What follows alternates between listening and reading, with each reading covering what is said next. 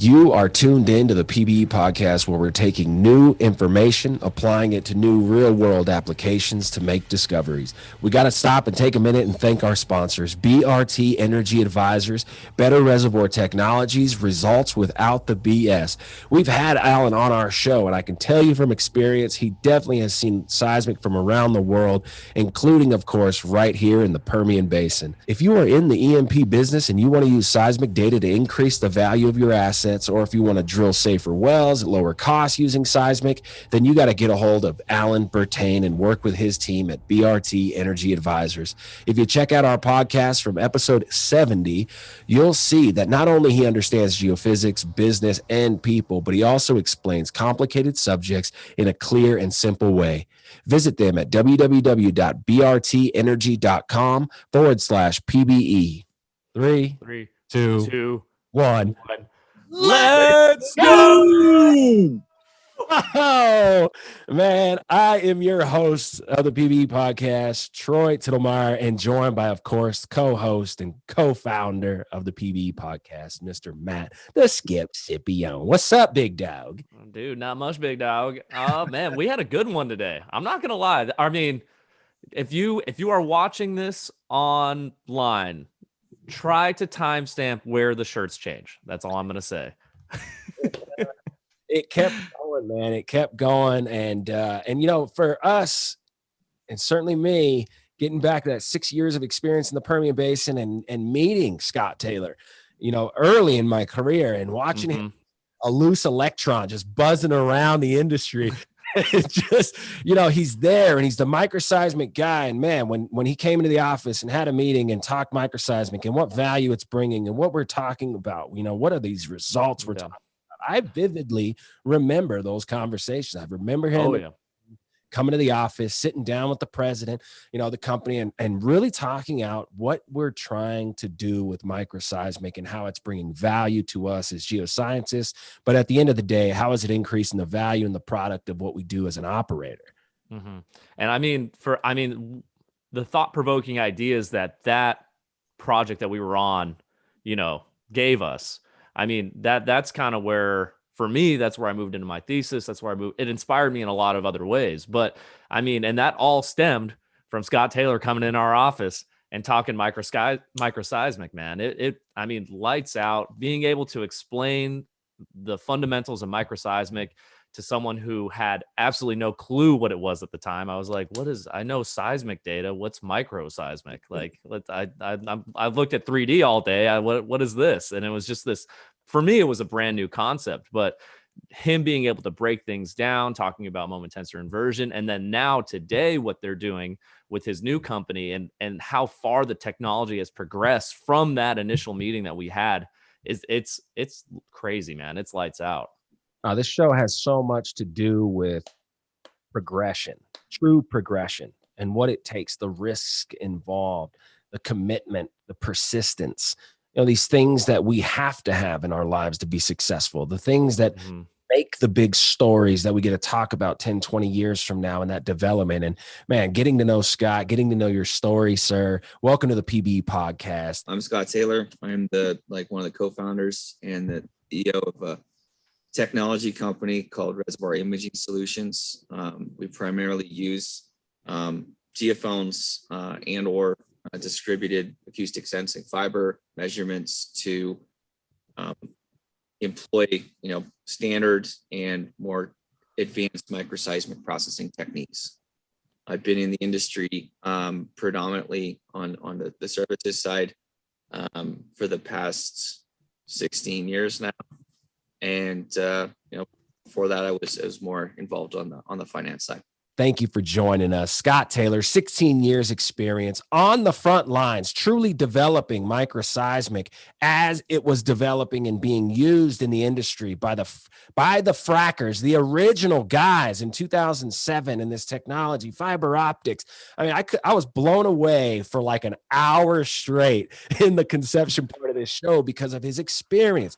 And the way he just articulates that story, right? It's engaging as hell. I lost track of time going, I don't know if we're going to finish this story in the first day. We didn't.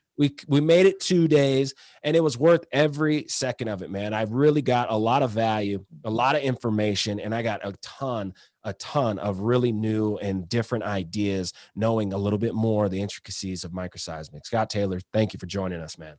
Thank you so much for having me. You guys really humble me with like the really kind praise. You know, I don't know. I just have to say, I mean, like it's my story. I still love what I do, but there's a lot of scars along the road, man. A lot of hard learning, a lot of failures, a lot of misunderstanding, and you know, I think the only thing it's kind of kept me going here is I really love what I'm doing, and I think it's infinitely cool to be able to, you know, be at that like 2,000, 3,000, 4,000 feet away and contemplate being able to, you know, see where all this stuff is moving in the subsurface, and, you know, trying to help work on something that, you know, will make a big problem a little bit more efficient, working with really, really smart, sharp people. So, but yeah, persistence is definitely been required for the past near term here, but really a chance again to come out here and share my story with the community. The community is grateful. I speak on behalf of them. I know it's true because, man, like just getting your perspective of microseismic and how you see it, how you hear it, how that's totally different than probably 99.9% of the people that are listening to this podcast. We don't have the ability to see and hear what you see when microseismic data is coming back. And oh, by the way, it logically makes sense that the engineers and the operators need this information as they're fracking and getting down a well, trying to make it as the best well they can. You could potentially eliminate a lot of mistakes, skip those stages, and you know, each stage is like $1 million.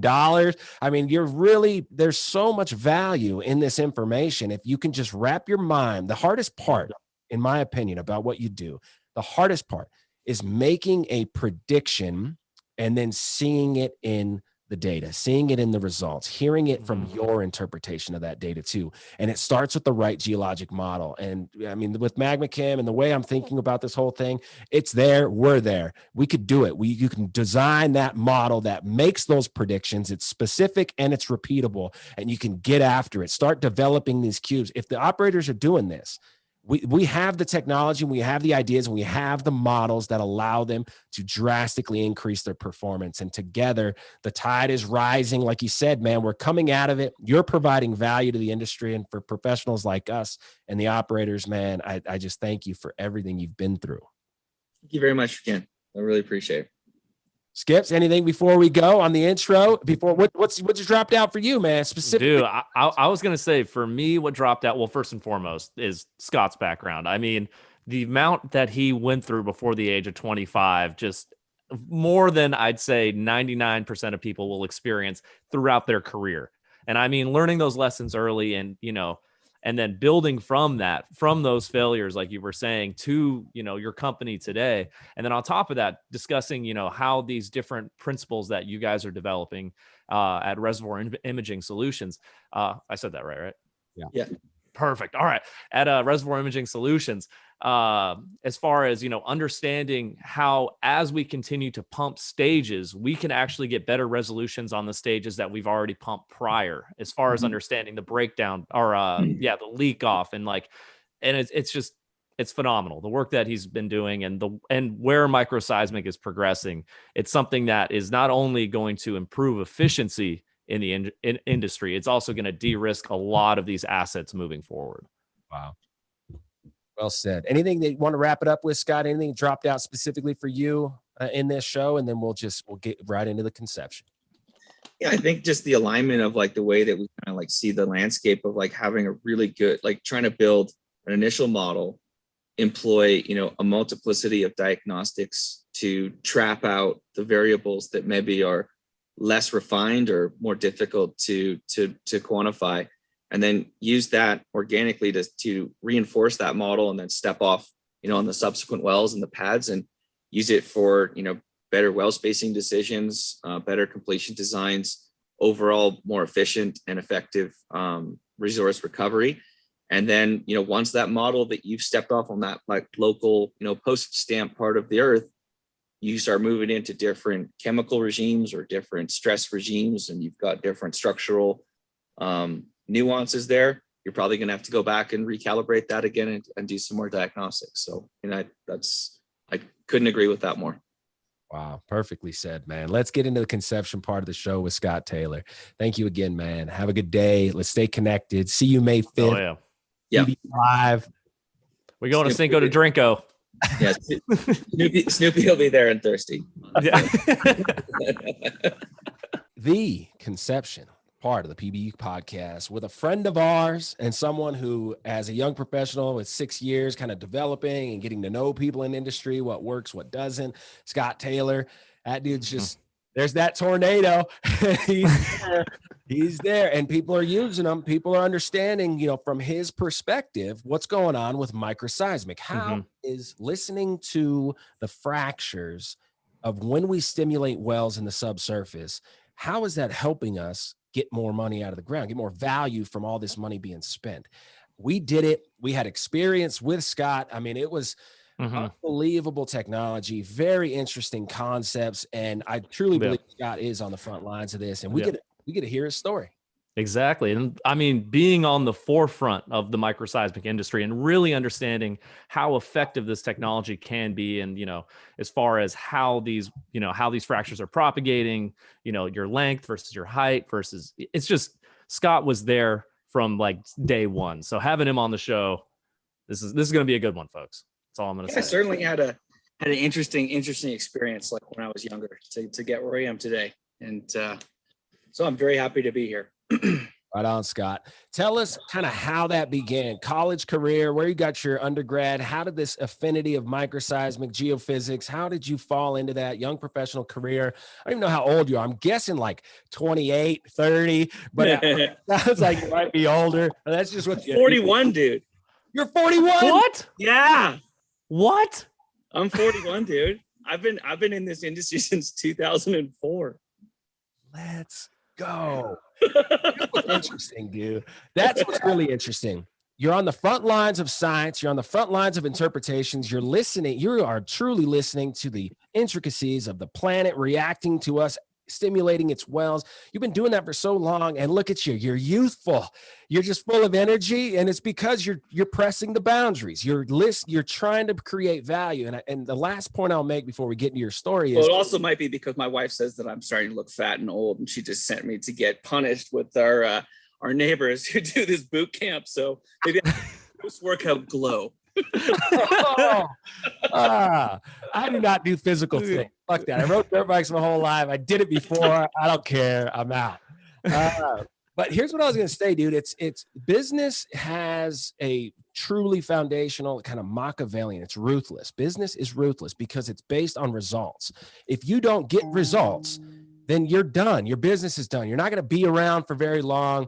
You might fool a few people, but you're not going to stay around because it's ruthless like that. So your experience, and now you're telling me, I'm shocked. I really am that you've been in the industry for that long and that you're that old. I would have never even imagined it. But you being here and still pushing the envelope, there's something going on here, and I want to know all about it. Absolutely. So I'm originally from Vancouver, Canada. I graduated high school in 1998. Pumped the brakes. Took a year off and started playing water polo for Team Canada, and then I went and did a bunch of traveling in Europe and had some fun. Did a year of finance at the local university in Vancouver called the University of British Columbia, and I don't know, had a bad time in high school. My best friend killed himself in grade 12, so I was kind of like seeing all the different things that were kind of like triggers and whatnot. So I figured the best thing for me was to go out of the city. So I moved to Calgary. I went into continuing the finance program there, did a little bit of poli-sci, did a little bit of engineering and petroleum engineering and physics there as well. And I decided that I wanted to leave Canada. So I got my grades up and I applied to go to a place called Lugano, Switzerland. And so moved over there, and that was there for a couple of years, and it was like a very, very interesting experience. So probably about 250 kids representing about 80 different countries, class sizes about 10 to 12 people. So I really got to make some friends from around the world. I've always been a guy that likes to travel, likes to eat different types of food.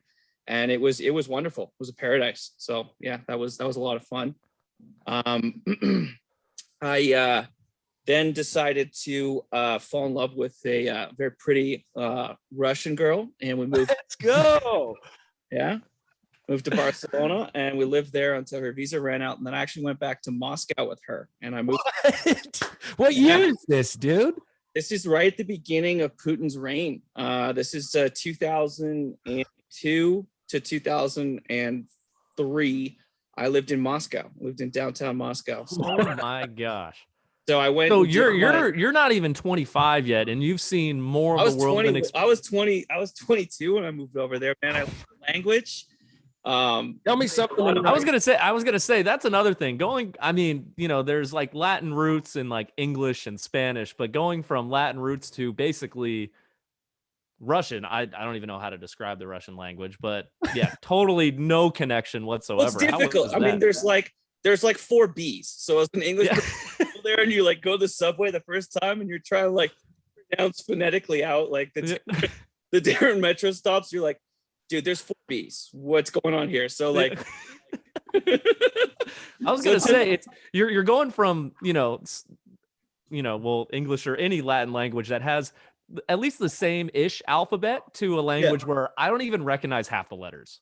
It was tough. It took like probably beyond no bullshit. Probably took me about 6 months just to be able to like look at the wall while I was on the metro or like walking down the street and be able to say it in my head like phonetically what the meant. Dude, tell me something about geophysics in Russian. I don't think I can do that right at this point. We're gonna go to the bar and get. Let's hear it. Need to ease into it. I don't think I'm gonna disrespect the technical community by trying to technical. Unfortunately, Good call. Troy's trying to bait you with that one. Right. No, that's not gonna happen because I'm gonna anger like the super high end like Eastern European like viewership of the PBs. Like, Oh yeah. I'm not gonna disrespect your language. But anyway, I had a time. It was a wonderful experience. So I got my first degree in Switzerland, and then I continued doing through it was like a subsidiary of New York University. They had like a sister program over in Moscow, so I did that. Did some more finance and like more like MBA type of classes, and then I started working for TUSRIF, which is the U.S. Russia Investment Fund. It was I think $400 or $500 million seed fund from Congress. Wow. It was designed to try to create a Western style financial system in Russia. And so this was the first, it was called Delta Bank and Delta Credit, and was the first bank that ever was trying to do like commercial leasing in the oil fields. So like, being able to get like pipes and just like access to like debt financing to be able to build businesses. So that was incredibly interesting. I loved it.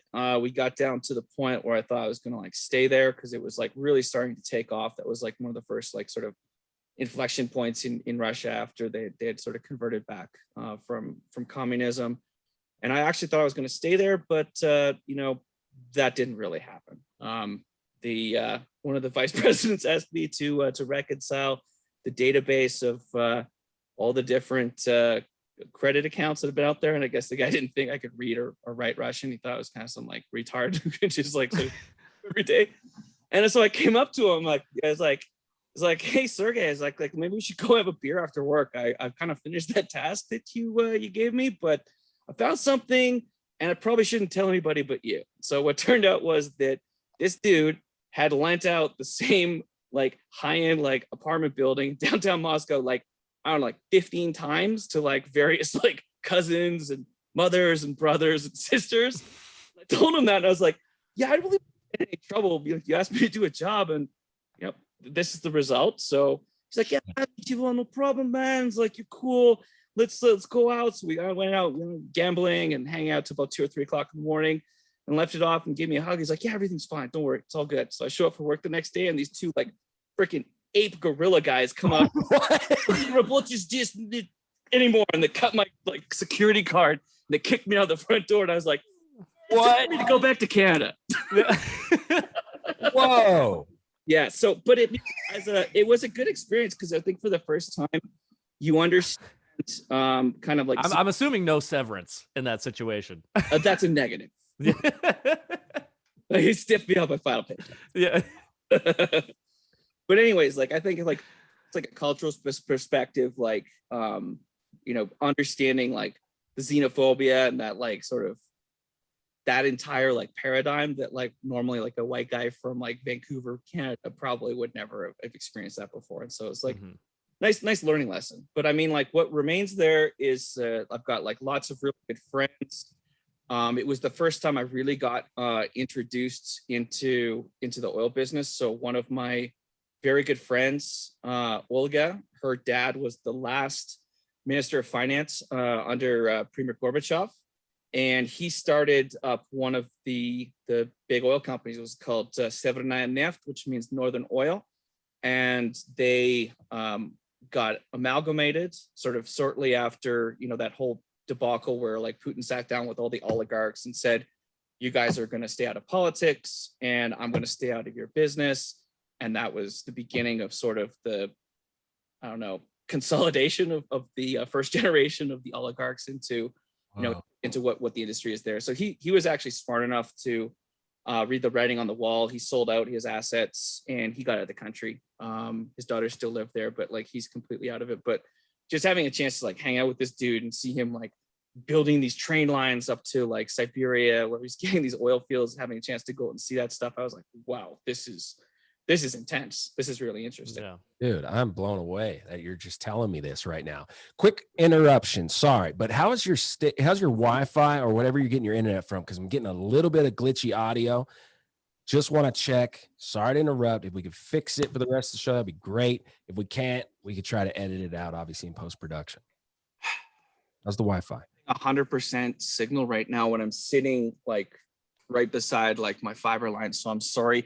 I can tell you though that like periodically here in Denver, like we have a big transition here. This is like the last big snowstorm of the year, and I live in west of downtown Denver, and sometimes it gets not so good. So if it gets really bad, I mean, I'm sorry, I don't know what to do here. Yeah, no, I know we can work through it. It's been worse before. I just wanted to check if it's possible that there's something going on, you can fix it. But no, this is still doable, and we are still in the conception part of the show with Scott Taylor. This is Seems with a few nuggets of my background. Yeah, and I don't want to take away from that experience because that is how you became who you are, and that's how you have this unique company and this unique approach to the whole industry, what you're providing in value. We get to that in the drill down segment. What was it from that transition of where we're at, what we're just talking about? How did the transition and this kind of pivot, I would guess, go boom, oil and gas and geoscience, engineering, fractures, geophysics? You could have went anywhere in the oil and gas industry with your background. You went science.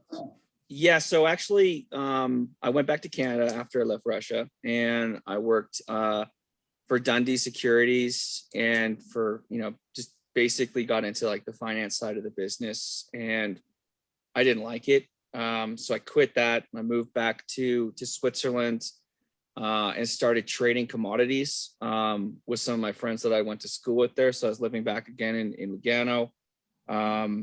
Nice place on a lake, beautiful there, and trading 18 hours a day, smoking 2 packs of cigarettes, had like basically walking distance from a casino that's open 24 hours a day. So made a lot of money, gambled away a lot of money, ended up a net zero, and came back to Canada and really was like kind of soul searching what I wanted to do. And that's where I had a chance to go and start working for this little engineering company in Vancouver called Terra Sciences. And they were actually, they had won a government grant to develop the first generation of the hardware, not the software, the hardware, for doing passive microseismic monitoring. And the auspice for that there was in 2000 and, I don't want to get this wrong, probably 2001 or 2002, Imperial, which is the subsidiary of Exxon in Canada, they're doing cyclic steam stimulation. It's a huff and puff type of recovery, very heavy bitumen oil. there's a Wabasca shale that sits above that. And so it would go up and down, up and down. And the displacement at the surface, guess how much the ground moved at the surface for one of those cycles? What? All right, let me think about this. I'm standing like 20 feet away from you. You're 6 feet tall. There's no way it could rose more than the height of you. Sometimes like 2.5, 3 meters. So like 6, 7. What? Over an entire cycle, the ground would go up and down like that. So they're only recovering down like probably 600-700 meters. Sorry for my use of the metric system. It's right. Just give us the conversions. Yeah. 600 I understand. Hey, The I mean, metric when you're system working in FUs or freedom mutants is, you know, it could get confusing at times. So the temperature and the temperature and the measures are still like where I cling to my metric system background. Yeah.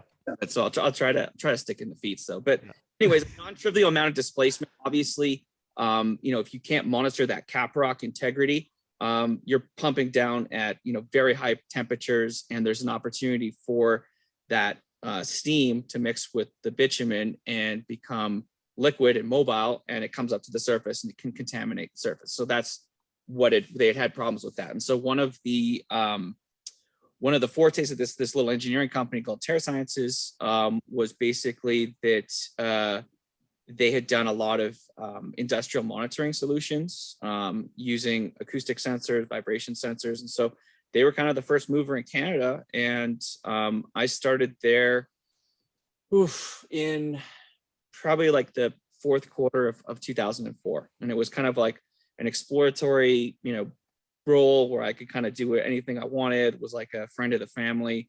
And I didn't really know what I wanted to do. I still kind of wanted to maybe like look at like doing something more on like the mining side. Like that's where I was kind of more interested.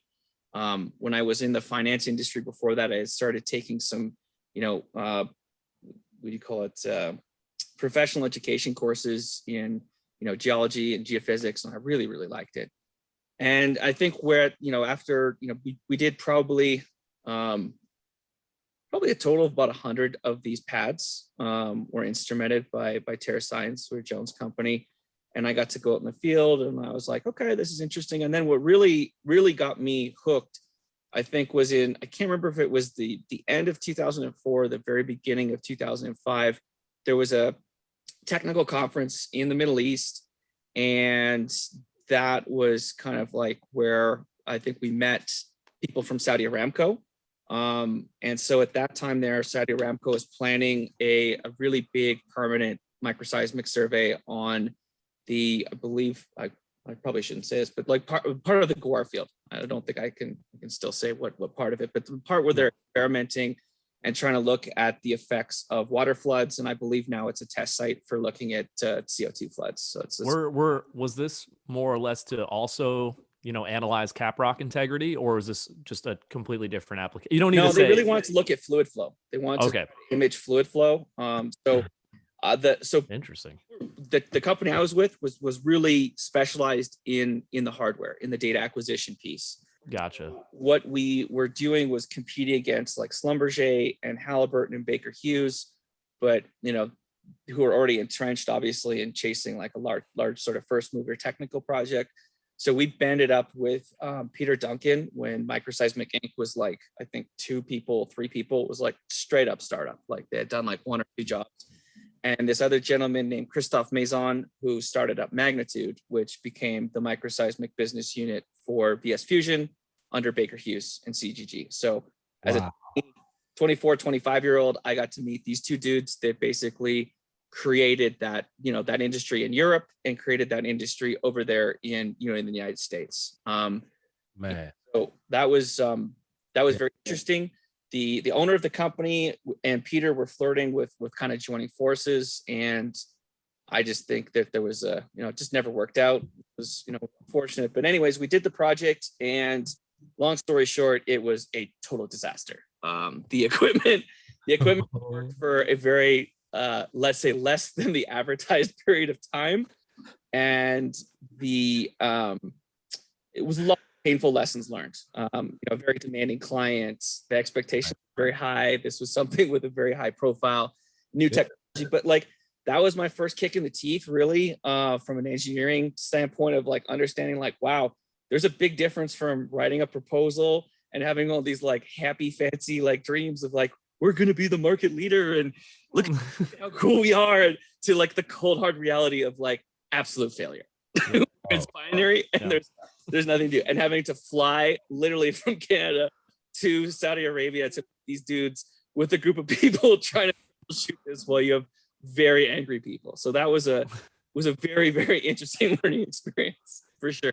Dude, I'm freaking captivated, man. And I know it's because I was gonna say the amount of business experience that you've had at the age of 25 is more than I feel like most professionals will have in a lifetime. As far as just the ups and downs, I mean, but you learn more from the down skip, man. I could tell you. That's what I was saying. That's what I was gonna say. I mean, from getting kicked out of Russia, more or less, to this experience. I mean, oh my God, man, that's But anyways, sorry to cut you off. So very clientele. Please keep cutting me off. So at that point, we had kind of like we got the project stabilized. It was about 2006, and we were a tiny little company. And it was a family-run business. And basically, I got sent out by the owner of the company, Ian, to go and try to make a recommendation which way we would go. Should we go and try and merge with Microseismic Inc. because they were just sort of at the point where they were going to go and try and do their Series A capital raise that they did with Altera and with Chevron Technology Ventures, or are we going to go with Schlumberger? Because Schlumberger started sending like all these people over to come down to our little shop here in Vancouver and take us out for fancy dinners and talk with us and whatever. So we ended up making our move and kind of going with the folks at Schlumberger. Ian made that decision. It wasn't my decision. It wasn't my company. And we did this another like really big first project. It was called the Bakken Research Consortium, and I believe we like put the project together in late part of 2006. It was a multi-client, it was like probably like 8 or 9 different operators, and Microseismic Inc. was there doing their surface stuff. We were there doing like this near surface, like buried array type of configuration. So we would drill these little shot holes, put geophones in there permanently and grid. And that was actually, to my knowledge, the first time that someone actually had done that. Now, that commercially afterwards is a different story. It's a different story. And they did a lot better. I mean, it was a very primitive approach, but my thought was just from a very simplistic background, starting to get a little bit more familiar technically. I had a decent background in audio and acoustics and sort of building, those widgets and understanding noise, right? So I was like, okay, well, you're probably going to have the highest probability of having noise at the surface, right? With wind, trucks, and other things moving around the oil field. So let's try to bury them and find a way to make this permanent network that you could turn off and on demand. Mm-hmm. So again, we did that, and Schlumberger tested out their first, I think, tractored geophone array with their VSI shuttles on that project called the Omega Lock. And, the Omega Lock worked pretty well. The near surface stuff that we had was didn't really record any signals, and I don't really know to what extent the MSI deliverable was accepted or not, but it was a challenging environment, obviously, where noise suppression and very limited signal at the surface and near surface, and going through very complicated geologic layers where you've got anhydrites and understanding how that forms a lens and can refract, the energy that's coming through the ground. It was, again, a very underwhelming, disappointing moment. I can remember being on a bachelor party in Philadelphia, having been just chased out of the Phillies stadium because I was wearing a Blue Jays jersey, and hot dog thrown at me by some 40-year-old woman. Brotherly love, man. No, it's not for foreign sports teams. Yeah, hot dog thrown by a 40-year-old woman. Get the yeah, she's like Rod Barajas, that bum catcher for the Jays, hit a walk-off grand slam home run, and me and my buddy Eric stood up. We're like, yeah! He had baby blue Pat Tabler jersey on, and he had his Roy Halladay jersey on. This woman threw a tray of hot dogs at us. Eric cussing us out. And then I almost got assaulted in the bathroom, so I was leaving, and I remember getting this phone call from it's we found a signal. It's like, yes. And then I came back and sobered up, and 2 weeks later I found out that was not a signal. Oh, man. So I started to really think to myself, okay, like how important is signal processing? How important is being able to suppress noise? How germane is that to like this, making this entire thing work? And also having seen, this pretty, engineering done in Canada with a low budget, that hadn't worked very well, that there was obviously some improvements there. So there was a sort of a holistic package of information, from a hardware standpoint, a software standpoint, and a data management standpoint. And, the company I was at was not really not willing to invest to get the software piece up. And I was kind of starting to get pretty concerned about that in 2007.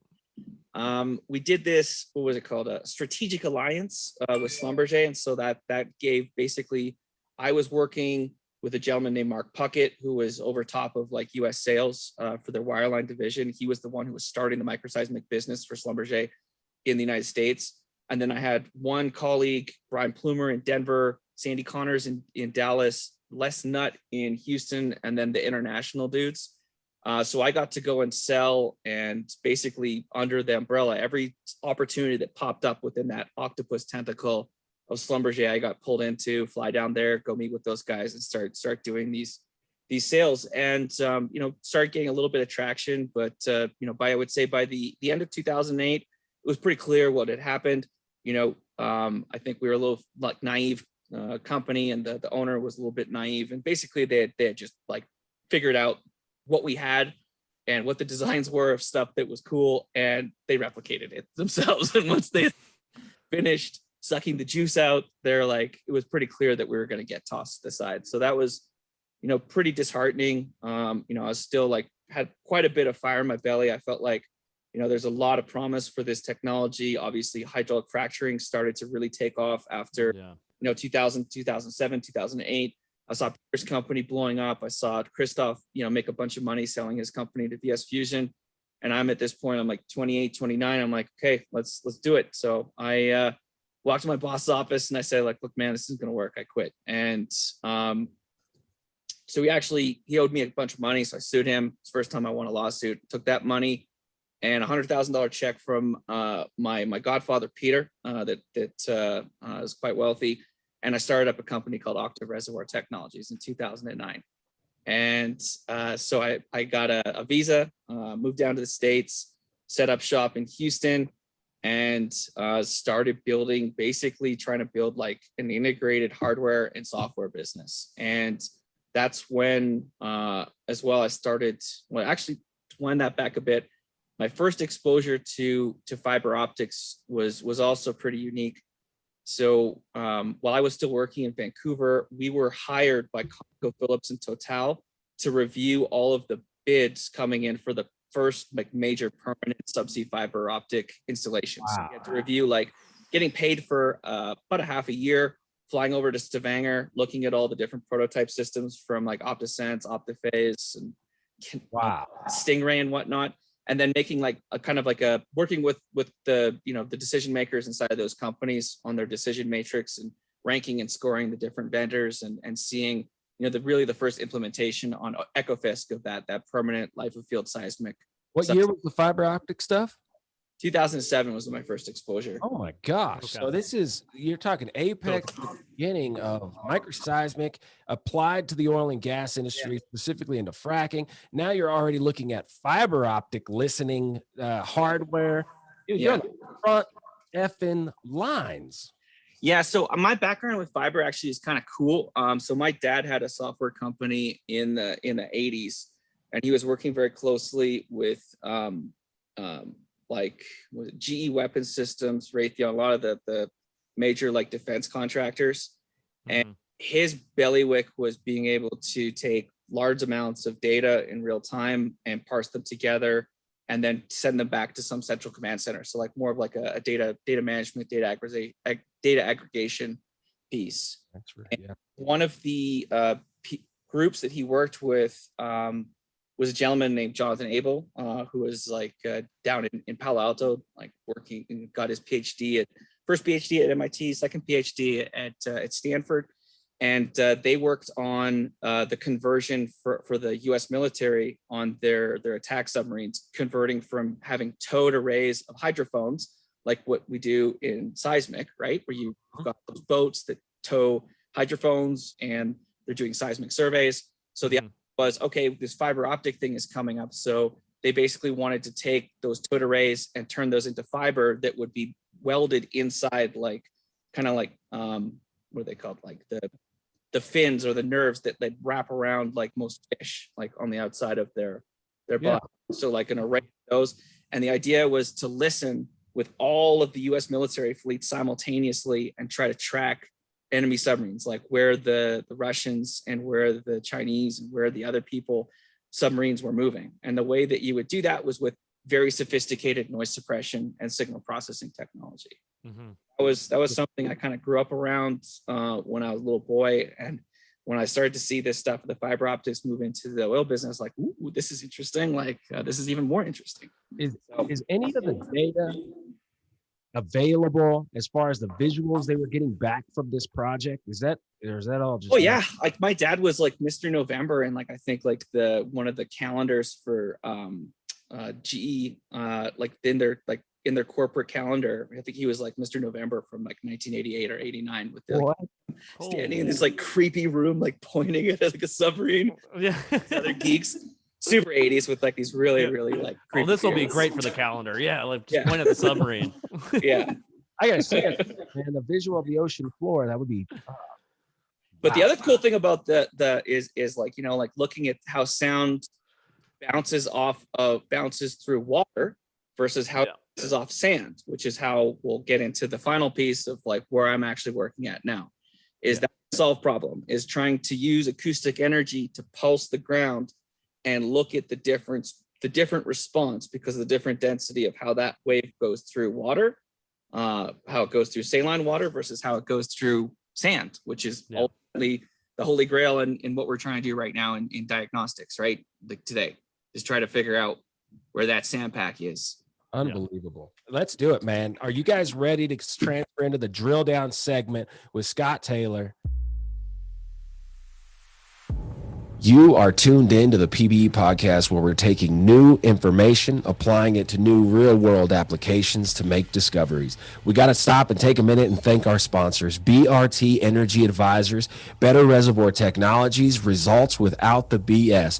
We've had Alan on our show, and I can tell you from experience, he definitely has seen seismic from around the world, including, of course, right here in the Permian Basin. If you are in the E&P business and you want to use seismic data to increase the value of your assets, or if you want to drill safer wells at lower costs using seismic, then you got to get a hold of Alan Bertain and work with his team at BRT Energy Advisors. If you check out our podcast from episode 70, you'll see that not only he understands geophysics, business, and people, but he also explains complicated subjects in a clear and simple way. Visit them at www.brtenergy.com/PBE.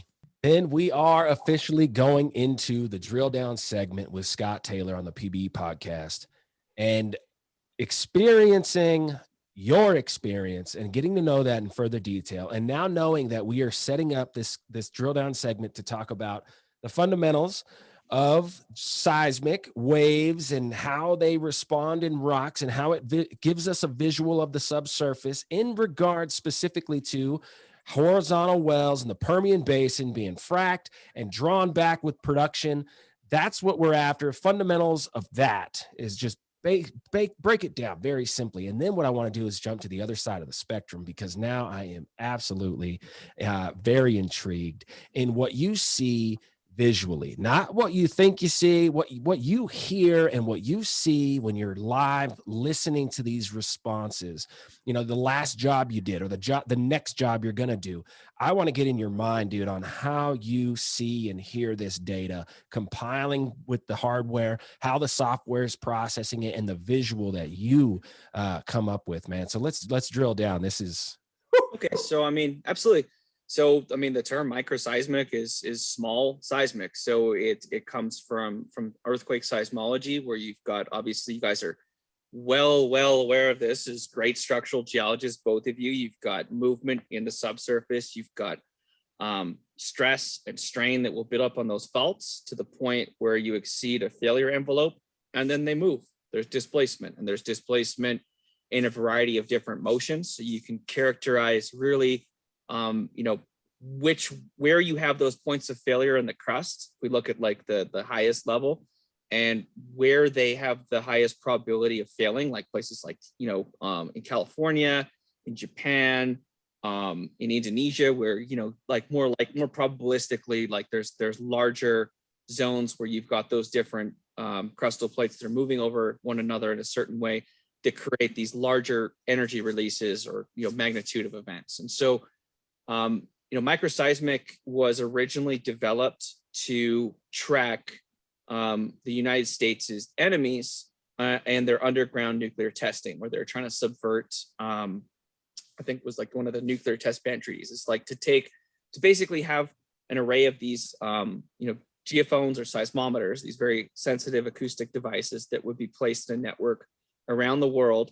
And you would try to take all of those disparate measurements, focus them together, and listen to the Russians, or listen to the Pakistanis or the Indians or the Israelis or the Chinese, and understand exactly when they were testing these nukes underground. And so that approach of using surface-based beamforming technology that's really where Microseismic Inc., where like Peter went and drew from the well, leaning on legends of the past from our national labs, and working with those people to refine that technology and to transpose it into what it is today. Surface microseismic processing. The downhole piece came through a Gas Technology Institute grant with a guy named Chris Wright, who is the CEO of Liberty. So that's dude started from. He started Pinnacle Technologies. He's the man. He's the man who started the whole industry. Wow. So it's person I've never met. I hope to meet him one day. He lives here in Denver. I'm sort of biding my time. Met this guy? No, I wanted to. I'm waiting until I've kind of finished my opus. My opus is like 2 months away. I want to like impress this dude, man. He's seen it all. Well done. Well I done. want to show up with some like half-baked pizza, dude. I like it. Timing is everything. Timing is Yeah. everything. Patience and timing. You got to make sure you're really confident what you. Yeah. But yeah, so he basically started that company up on his credit cards, like a scrappy entrepreneur, and he built that into Pinnacle. Was the first mover there, doing like the downhole technology. They partnered up with a manufacturer called Geospace Technologies and Reservoir Imaging, and did a lot of good engineering to stabilize that downhole geophone based service. And then obviously they sold out partially to Carbo Ceramics, the proppant manufacturer, and then Carbo flipped it to Halliburton. I believe that was in like 2008 at one of the conferences I was at. I remember it getting announced, and I was like, holy cow, this is like such a amount of money. Like, this is so cool. Wow. Okay, so we're listening to the reservoir. You're setting out the geophones. We kind of got the general idea of how you're setting this up. But so I think we like to get to the basics of like where the original hope was for the technology and where it missed the mark with a conventional approach, and why we've seen such a reduction in utilization. I would say we probably hit our peak utilization of microseismic, both surface and downhole, probably in 2015 or 2016. Wow. And then when things started to ramp back up again, right? Yeah. And they ramped back up, and 2018 was really robust. 2018 was robust. But again, there was a couple large projects, and I think it just kind of missed the mark. I mean, really what the completion engineers want to know where their fluid goes, where the proppant goes, and what the fracture geometry looks like. And really, what is the cluster efficiency like on these limited entry designs? Which of these clusters are more or less efficient, and which of them are not so efficient, right? And then you come to the reservoir engineering people. They want to know, where am I getting my production from? Where is my product?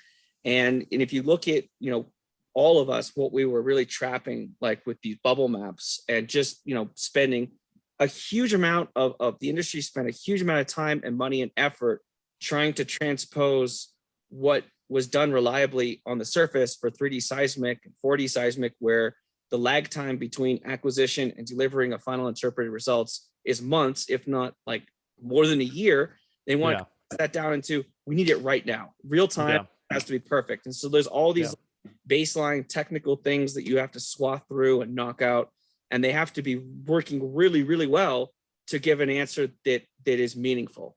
And across the board, as a service guy that was deep in it, we, all of us didn't do a very good job of being as transparent as we could have with our customers, in that frothy part of the, 2013, 2014, when do you think that's just like you said, though, it's the client was demanding those deliverables at, and we're in a window that was just not, not something that could have been done?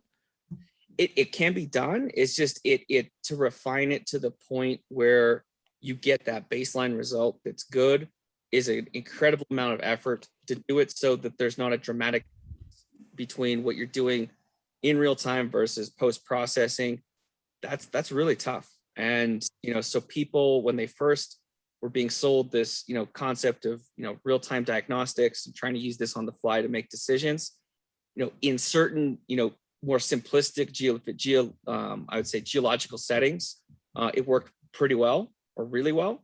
But in more complicated ones, as we started looking at multiple different pay zones, we started looking at effects of depletion, we started getting more and more and more complicated. There were times where clearly being inside the tent, there was a lot of pressure to push the product out fast, and it wasn't the best product. And I also think that just the other thing where I can see that has been a learning experience for me is just how much effort it's taken to try to learn completions, try to learn the nomenclature, learn reservoir engineering, learn what is important to the other people outside of the G&G realm, and listen to them and try to really make sure that what you're generating from that microseismic product is something that's is reliable, that provides an answer product to those specific questions, and you can stand behind it and you can prove it in the context of marrying it up with crosswell strain, or marrying it up with recovered core, or doing it production flowback and being able to have a unified story from all these different diagnostic measurements, or offset pressure monitoring, so that you've got like a holistic story there.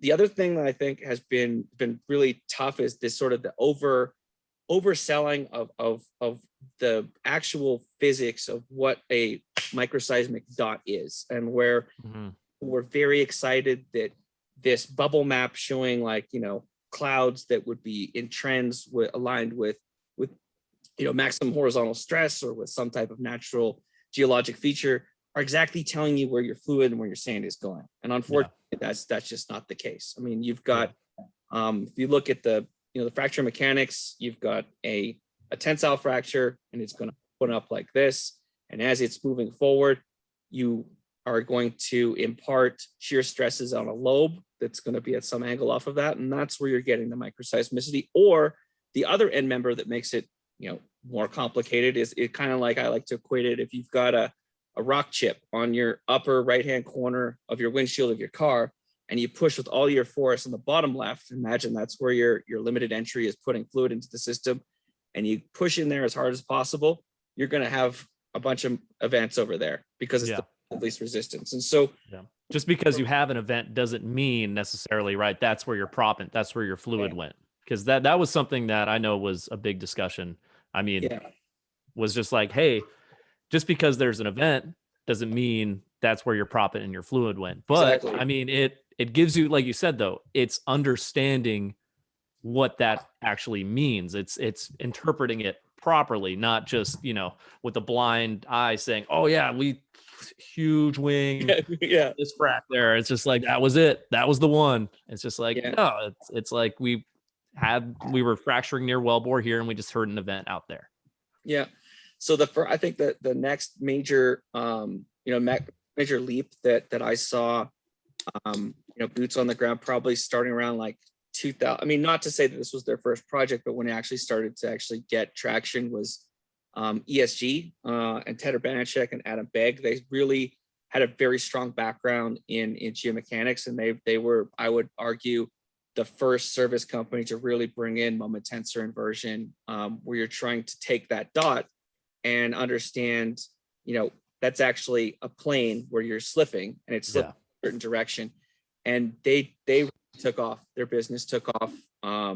Ultimately, I would say from 2010 to 2014, they went gangbusters because of that transformation. Basically, like think of it like the first lens that's been applied to that data set where you've got that raw input dot, you're putting it through that lens of that workflow that they had developed, and then getting all this other information value and really geomechanical value that you can understand, the trends of the way that the rock is breaking and relate those back into effective stresses and strains, which has a huge amount of importance when you're trying to complete a single well with limited entry, but also looking at a multiplicity of wells in the zippering formation. I mean, it's a huge amount of information value that you can get there. So, I mean, what is it? What's the average event for one stage in a modern completion of a horizontal well in the Permian Basin? What's the average amount of events in one stage? Oh my God, man. I couldn't even begin to tell you that. It's so incredibly variable. The effects of basically you have to have enough competency in that rock to cause it to shear and slip. Mm-hmm. As we start to get into some of these more like sands types, like things like I did one project in the Powder River Basin last year, phenomenal project. We did like 5 wells, and the upper formation, it cracked. We got 100,000 events. The bottom formations of sand, we got like 1/100th of that. So because it's a sand, right? Yeah. It's consolidated. Like, how much is a sandstone that's unconsolidated going to shear to the point where you can recover that signal, 3,000, 4,000, 5,000 feet away? It's just not. I mean, if you had a probe that you stuck into that sand right beside where it failed, yeah, sure, man, you probably couldn't recover that there. But geology and Mother Earth are kind of a complicated story. I not to, because I know there's proprietary data, but was this something that they were kind of like tanking these wells or cubing these wells where they were like fracking simultaneously, or was this one after another after another? No, it was a triple zipper. Okay. Offset well spacing. So they had a depleted parent well. I mean, and looking at depletion effects of zippering, and other effects of natural fracture. Okay. So is that where you had your sources, was in that offset parent well? Like, did you go down like the horizontal, or were you guys straddling? No, so we went. No, typically what you do is you find like a drilled but uncompleted a duck well. Okay. You stick your geophones out there. Or the other thing that's less amenable to the operator, because there's additional cost, is you have to pull tubing from like a crappy producer, like a stripper well, pull the off. Like, that's where I first did that job with Trey and John Spate. You guys joined Trey Resources. We did that. I can't remember the name of that asset was, but that's what we did. We pulled 2 stripper wells and we put like arrays of geophones in there. Yeah. There's a plug at the bottom, and then you go back and either abandon them, I guess, or like go run the tubing back in again. So it's just, if you can find a duck, it's better. Wow, dude. So a 3 zipper frac deal, that's like 2 horizontals and 1 kind of offset, both vertically and horizontally, or just across one layer? Just across one layer. Okay. Yeah. Dang. And you're talking about how these 3 wells interact with one another as a basis of how sensitive is one that's next to depleted well versus the ones that are further to the west that are not depleted. How does the limited entry design and the fluid volumes cause changes in the geomechanical properties in a naturally fractured reservoir, such that you can try to reliably create a consistent fracture geometry? And that's tough, man. That's tough, because if you think about these wells we're drilling now across like 2 miles long, there's not one geomechanical or lithological or geochemical regime across that 2 mile section there. You've probably one, or if you're in a really, really super easy formation, which I don't know where that exists anymore. Exactly. You probably have one, but like, I mean, I typically what I see is like, 2, 3, or 4 different, like very specific responses that you can correlate back to Yeah. the rock physics, because there's a Reality. variability there. And that's, so one thing I think that's, is understanding that and being able to interpret that. There's value there for a lot of people to understand, maybe tuning your completion designs and tuning what your zipper sequencing and relating that back to the variability that you can get, like looking at mechanical specific energy, for example, or looking at distributed rock properties along the wellbore, and really tuning that to that, the completion design, the fluid volumes, the sand loading, and all that other stuff to there, and understanding you're going to have a different response. It's like 3 micro reservoirs along that lateral. Wow. Dude, the way you explained that and the way it came to an end, I got something to say. Now, I don't mean to sound offensive. I just love engaging with you, and especially right now after this conversation. But it sounded like an unrealistic expectation from everybody that was involved in this triple zipper frac, and what they were trying to get back as information. Like you set out to do something that's never been done, and you're coming up with these ideas of what to expect. Isn't that to me, that is the wrong approach? You guys the expectation should have been, we are here to listen to this incredibly complex thing, and we have no expectations of what we're going to get back and what it should imply. Like that.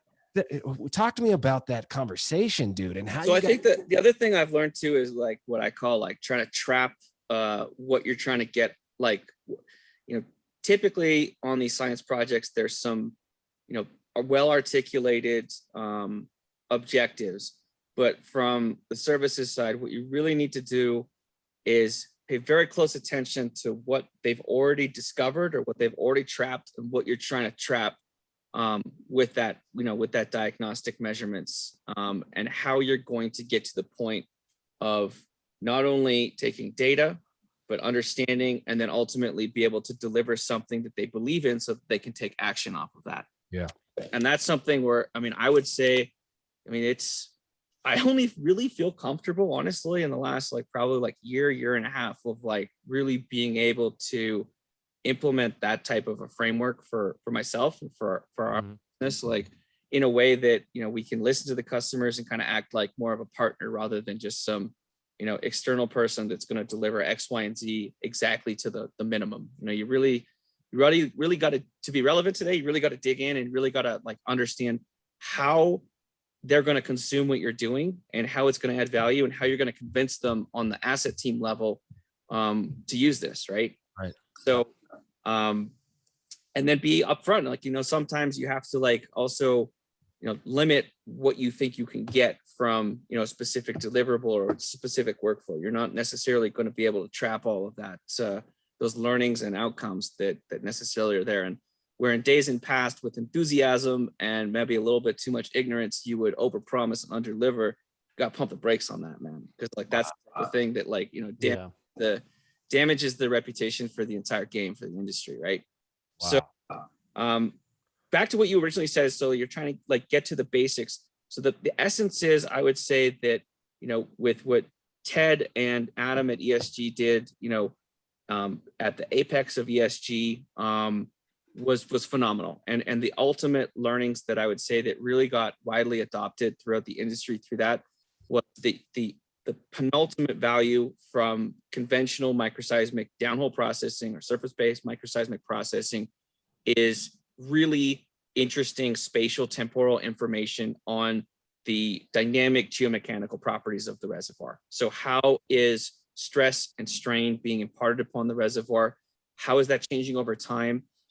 Looking at trying to just take the metadata and stack it together, looking at rose plots, right? So looking at the dip, azimuth, and rake space, and stack up all these different fractures that you've recorded. You've turned these bubbles, these little skittles, into those, redacted those into those rose plots, and then going back to the geology and saying, does this make sense? Wow. So what can I, an example that was pretty cool is working with, worked really closely with a big operator there in Oklahoma. And it was the first time we were able to take that take that moment tensor inversion solution that we had done ourselves on 100,000 events over an entire pad of wells, and independently deliver those rose plots. And then the client busts out oh, by the way, we had done core work, and look, there's actually an agreement here. Let's go. I was like, oh, touchdown, I've got it. I got the special sauce. And then the chief geophysicist says to me, he's like, but which of those are going to stay open? And I was like, God damn it. The extra point just dinged off the fucking goalpost. I was like, oh man. Can't just be stoked. We figured this out. It makes sense. It all lines up. You got a complete story here to take that. And you could match that. You could see a different rose plot response. And we did this for you when you guys were, at Trey still. We could get very distinct pattern of showing a branching effect of what the orientation of those fractures were. Then the next question obviously was okay, which of those are water bearing natural fractures that I don't want to intercept in that particular example? And that proved to be pretty tough. I'll go back and I'll honestly say this. Doing that experiment and being on the front lines of that, actually getting to pull that off and watch all that happen, dude, was an amazing experience for all of us at that company. And to see it. The amount I learned from that one project, I mean, it inspired freaking a lot of the work that I've done afterwards. It was just, I mean.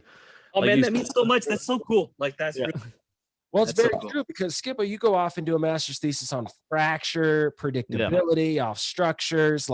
That's very, very true and very and I mean it lined up, right? And it was something that started at BOEM out here in California when my first internship, and then seeing it applied at Trey, and then all of a sudden now I'm applying it to my thesis, and it was just like, oh yeah, this lines up perfectly. This is something that can be replicated as long as you have that base knowledge and that data from the start. These things are actually very, very predictable. But having I needed to see all three of those things in order to basically validate that in my head. But yeah, that project was, I don't know how much we can even say about that, but that project was incredible. I will say this. My question to the experiment and to the results, I was asking the wrong question. And I think your geophysicist that you mentioned is also asking the wrong question. It is not about what is staying open.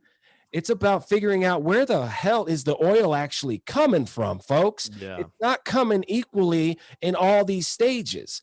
Yes, we might have an idea that there's more water coming from this one, but let's just get back to the idea of we should have taken a lot of precaution and a lot of more intellectual thought on where is the oil actually coming from. And the variability. Yeah, sorry to interrupt you. Back to my point there, saying there's, we're drilling a 2-mile reservoir. I think it's a fool's errand to think in many of these complicated structures that the geochemistry supports equivalent production along that entire 2 mile. It doesn't, at all. It does not. It does not. No. It's not possible. Like you said, there could be 4 or 5 different zones that you see in the geochemistry, and then throughout that wellbore, those zones can repeat 4 or 5 times, right? And but I think, but this is the hangover. I think of if you look at the macro level, what's caused a lot of this perception of this cataclysmic falling off a cliff for the unconventional business in America is debt fueled binge, where everybody was first incentivized to go out and drill as many wells as possible, then efficiently drill as many wells as possible, and drill one small well on the section and try to increase the maximum initial rate of production and flip that. And then, these paradigms came in the Midland Basin. Particularly, I think it was evident for all of us, looking at what happened with Concho and Dominator. That was kind of one of the major wake up periods where hey, we're going to put as many straws in this small section of rock as we possibly can, and we're going to make a ton of money. And it's going to be as simple as recovering an ore body from a mine. And that 100% proved that doesn't work. Yeah. And that was the entire basis of that was the basis of the reserves. That was the basis of the reserves that were backing up all this debt. And once the people, Wall Street particularly, figured out that wasn't the case, we've seen a complete shitstorm. And we to really go back those of us that still remain in this industry, through the scars there, is go back, as you said, and take a much harder intellectual workflow there and say to ourselves, wow, that initial working thesis is absolutely incorrect. So let's get some more hypotheses and let's go and test those and let's go figure it out. And that's Hell right. Dang. Amen to that. Hell yeah. Not to kind of work off of that. It was, we were chasing this rig monster. We were trying to make sure we could hold all of our leasehold, right? We spent all this money on this acreage. We can't afford to lose it. And if that means we're developing a little bit inefficiently, then that's what happens. And unfortunately, like you said, because of that, a lot of these companies, a lot of good data was lost, a lot of interpretation was lost, and a lot of reservoir and a lot of oil in the ground was lost. And that's the hard part. Yeah, and the basis of like having an oil field is managing the pressure from a reservoir standpoint. And when we have all these frac hits and we have these wells too closely together and we're having commingling, we're destroying that initial, that pressure that's going to drive production, in a consistent manner. So, a lot of unfortunately, I would say like the gentleman that I was listening to a podcast, I think was probably 2 years ago, with Bob Burry, guy who started Gopher, that frac modeling program. And he really emphasized that, it's really, I think, a wake up call. Like a lot of these like sections of these reservoirs were, aggressively overhit and the expectations were aggressively over the mark. And the pressure regime inside of those has not been managed, correctly. And I think what's encouraging is that those that are left, in the industry and those that are still focused on, I think there's a significant appetite to learn from those mistakes and make it better going forward. That's right, dude. And mix it with a new geologic concept, like my passion and where we reside in this new ideas of geology, a whole new way of hydrocarbon generation from the MagmaChem perspective. Now mixed with the results of your career. Are you kidding me, dude? Like what you do, the data you provide is real. And that's an approximation of reality. What is real? What is truth? Well, I'll tell you what's true. That's a big fracture. And these faults and these stimulated faults are going in that direction for a reason. That is real. Now, where is the hydrocarbon coming back? How do you make that knowledge economic? Well, our old model couldn't do it, man. That's the bottom effing line. We're not drilling and fracking a pool of oil. There's something else going on. We have the new concept in MagmaChem Research Institute's 50 years of unlocking this thing. Now we mix it with your ability to do this. The future is absolutely bright. We're running out of time, folks, on this show. I'm not going to lie. Skippo's got a hard stop at noon. I think we officially have to break this into a 2-show deal. Are you guys down for that? Is it possible? Absolutely. I am definitely down for that. I'm definitely down. Like I definitely overtalk, so I'm sorry, but dude. No, that's the thing. I would love to keep sharing with you guys because I got some like sort of examples. We've kind of talked about like the genesis up until like I would say like where we got to in 2018, and then I'd love to share with you guys kind of where I think where the industry is going to go and some other like different mousetraps that are being worked on, and how we're going to try and validate that for the industry so that they can trust it, can trust it before it's sold. That's right, dude. So we got 30 minutes left. Let's call it 25 minutes. So Skip's got 5 minutes before his call. 25 minutes. Do you want to pull up your slide deck and let's just dive into what you are doing as a company, as a professional? What is being applied today? What's being asked of you today from the operators? What is it that you're giving them? 25 minutes. So I would say that the principal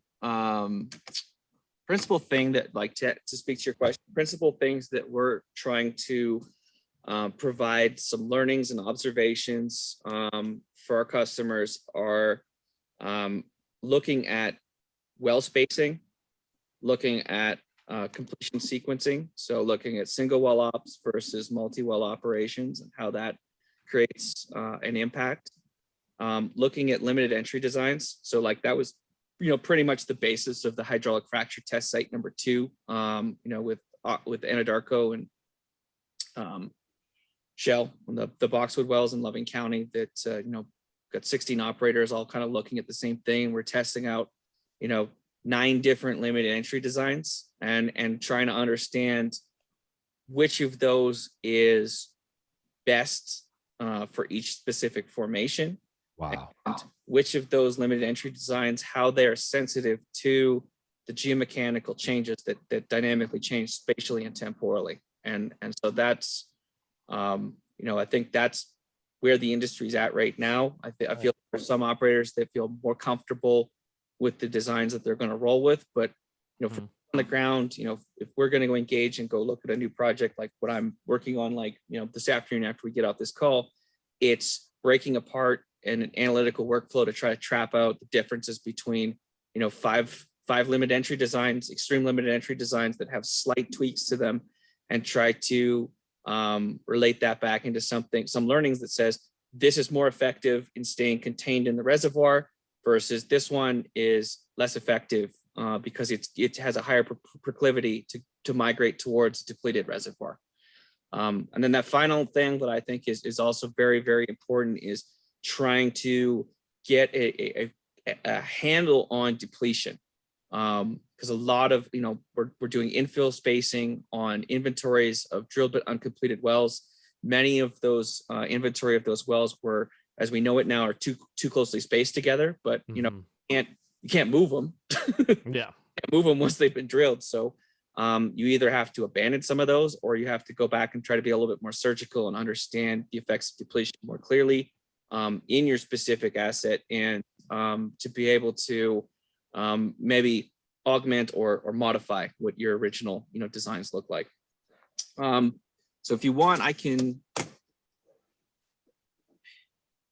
I want whatever you're about to do, dude. You don't even have to ask that question. I want it. Last year and a half has been tough. I mean, please don't. Yeah. It's been tough for everybody. I mean, a lot of people away from their families, away from their friends, and trying to fight your way through like a cataclysmic downturn in the industry. All right. It's tough to build. It's tough. It's tough, man, but what an honor for us to be in this generation, dude. This is a truly building generation. We talk about the people, the boomers of what came out of World War II and how that happened as a global event. This is a similar thing, man. It's time to build. And if you're not ready to work and provide that value, you're going to sit on the sidelines. It's probably going to be rough. You got to get involved. You got to provide value. It is our job to work for the next generation. And that's just where we're at, dude. I mean, you said it in reality. That is the reality of it. It is not fun. It is hard, and it takes a lot of time. And I would love to be with my family a lot more, but it is time to build, folks. And that's what we're talking about. Please, doctor us up, Scott. So, I mean, basically what we're looking at here is this is taking a solution space for, say, like, an entire pad worth of microseismic response. And what we've done here is you've resolved the mechanism. So, whether it's a strike slip, a dip slip, or some type of reverse or normal fault.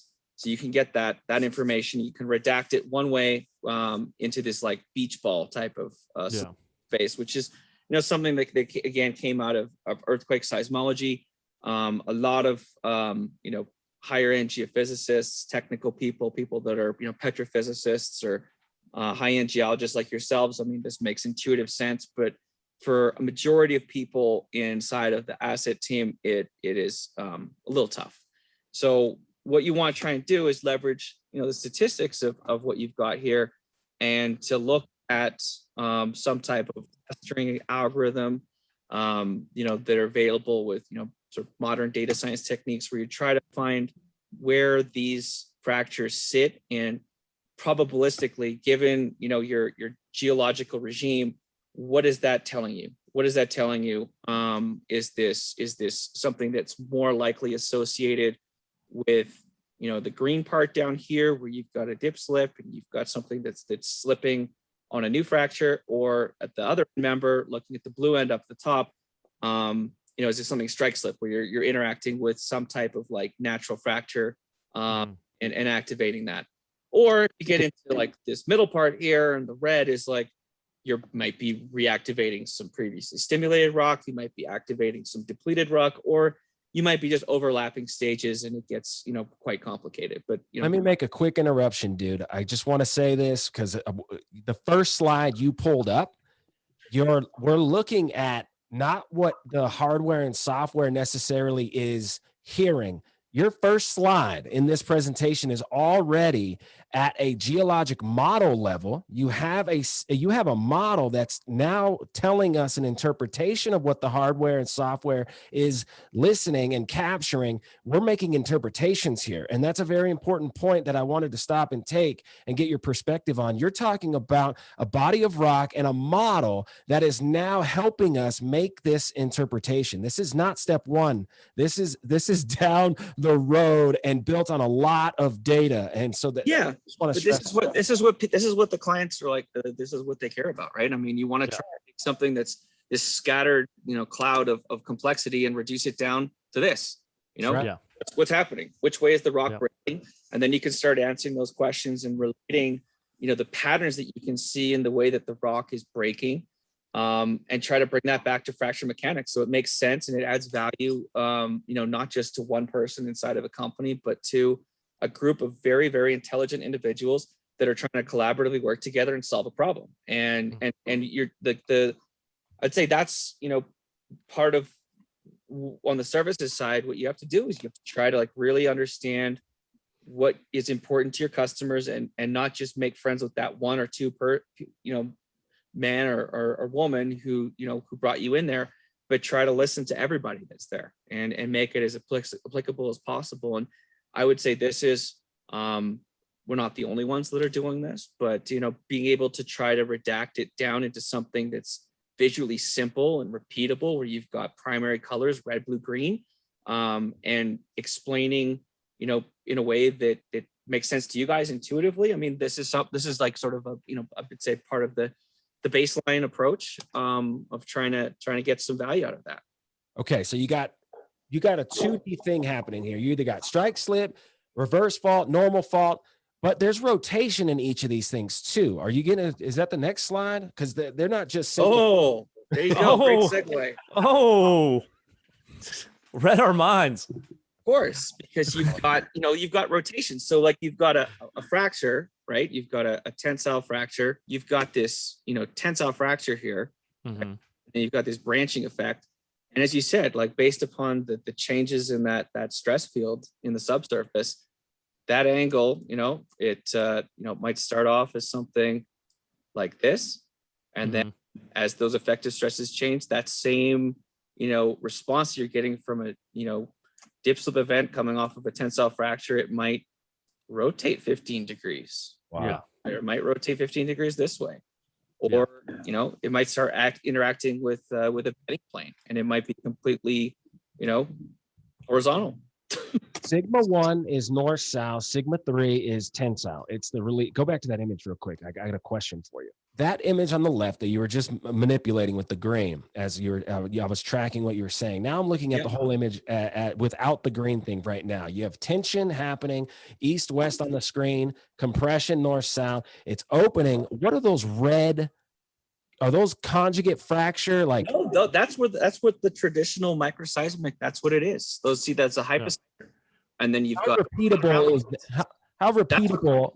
Sorry to interrupt, man. How repeatable is the red fractures coming off the tensile fracture? It's pretty repeatable. I mean, if you do all the baseline processing pretty well, you should be able to trap out the differences. But again, like the nuances there and the complexity there is understanding how much, because of the changes in the stresses, how much dynamically that, that branching effect, right, that, like this or like this. That's the tough part. What you're talking about, dude, is it's happening in the reservoir scale. Well, it's happening at the pore scale in a similar way. It's happening also at the regional scale in the geologic model that is allowing your interpretations to happen. The way that tensile fracture is taking place and the way those right L shears and that very predicted structural effect from that main tensile crack, that is happening at all scales. Yeah. And well, here's the other thing too. And then it kind of like Scott was saying, is your reservoir changes, like essentially like that cohesive strength within the rock unit itself is going to change as well, right? If you're something that's, a little bit softer, right? It like when you're like working in like more clay that's not as consolidated versus when you're working in something that's stand versus when you're working in, a dolomite or a lime, those angles are going to change. And And the other thing that I'm thinking of is as those fractures are breaking off, the tensile fractures. I mean, Scott, you definitely know way more about this than I would, but I'm just kind of thinking hypothetically right now. If those fractures begin to initiate and open, then they're going to be breaking again at a similar angle. And could you oh man, That's the hard part. And that's the hard part with the bubble map is having those mixed mode of those failures and trying to again relate them back down to what you really want. You want to know where that fluid and where that propant's gone. And because of all of that complexity, that it's very, very difficult with the conventional mousetrap of even doing this like perfectly. It's very difficult to do that because of exactly the mixed mode, mixed mechanism where people, they want to see this big bi-wing trend of all green events coming out, you know, that are and then branching into red and blue. And it just doesn't look like that. Even if you process it perfectly, it's so complicated and it's really tough. You know, so it's just tough to answer that question, to be honest with you. Yeah, dude. See trends. Yeah. And with the right geologic model, you are seeing where the magic is happening. And I'm going to argue that the magic is happening where you have tension. If we can create tension, just like surface interfacial tension, that's where the magic happens. You're manipulating the tension in the system. When the rock was put there in the first place, what's it under? Tension. We talked about Gawar. If you haven't seen this, Gawar is made in this massive left lateral strike slip tension, and it's built from tip to tip on this big structural event that happens. The Gawar is sitting tip to tip between a structural envelope that created tension. I'm going to predict, and I haven't done this, I'm going to predict you do Rydell, you do those red marks coming off of the main tension sitting in Gawar, and I'll bet you're going to find yourself mapping your way into high productive zones, and it's going to be off the tension of those things. Tension is what we want. Tension is the juice. That's it. That's the magic. Oh yeah. Well done, Troy. Very good. Please continue. Comfortable pause. So, I mean, traditionally, like there's another derivative product. So once you've built that sort of triangle plot of the different mechanisms, you can group them and you can take 50, 100, 1,000 events with a similar type of mechanism of failure, and you can invert for effective stresses. So that's what we're looking at here is you can generate a Moore circle, so you can try to understand at what point that rock is going to exceed its failure criterion and understand the orientations and the relative magnitudes of your sigma 1, sigma 2, sigma 3 stresses. And then if we juxtapose the left image versus the right image, we're looking at, on the left-hand side, interactions with natural fractures and what that stress regime looks like and the orientations and the magnitudes of those three principal stresses. And then we can see that there is quite a dramatic difference where there's a complete rotation when we're looking at induced fractures. So that would be like something more along where you're pumping and you're having that slip coming off of new rock. And this is another way where you have to be able to, very reliably and carefully surgically group these events together to get a statistically significant stable solution where you can invert, but you can invert for the complete stress tensor. And that obviously has some value, and you can look at how these stresses rotate as you, for example, maybe breach through a frac barrier or lithological barrier that you want to contain one reservoir between the other. You can certainly use this to trap out the effects of depletion, because as we move fluid and sand into a previously depleted lower pressure part of the reservoir, those stresses, they change dramatically. And that's probably the easiest way to trap out that effective depletion, today for microseismic is not just looking at the bubble maps, looking at the source mechanisms, but taking those together and looking at the spatial temporal extent of those and seeing how those effective stresses change over time. Side by side, natural fractures, induced fractures. Tell me which one has the greater possibility for tension out of all those events, left and right. Which one has better tension specifically? Well, that's a loaded question, right? Because that just depends on where you are in relation to your fault, So right? if you're induced So to- I mean, if you're Well, like yeah, I mean, if you're in I a don't- I if don't know you're if I like can if you're in answer. a if you're in a strike slip regime, right, and like you're going around a bend, right? Depend if it's left lateral strike slip, and like we have like a classic restraining bend, kind of like this, and now we're getting transpression, right? Obviously, there's going to be a ton of tension, but the fracture net, that open fracture network that's there, is going to have a different orientation if opposed to, let's say the bend was to go another way and we're opening this way, right? Those fractures are going to initiate in a different orientation to that.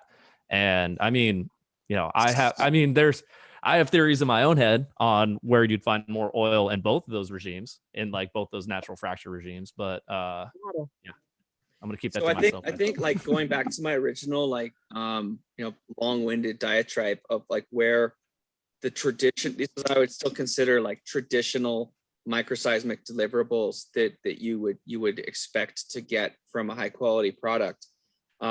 Where this really misses the mark in addressing that question, Troy, is that we're still characterizing the shear fractures that are radiating off of the tip or interacting with fractured, depleted rocks. So it's a proxy to get back. You want to know where you have that maximum tension. We can't see that. We can't necessarily trap that with this workflow. We can see that there is a change in the geomechanical regime. This is something that would pair and marry very well with looking at like distributed acoustic sensing that's run permanently or off a wire line, where you're looking at crosswell strain.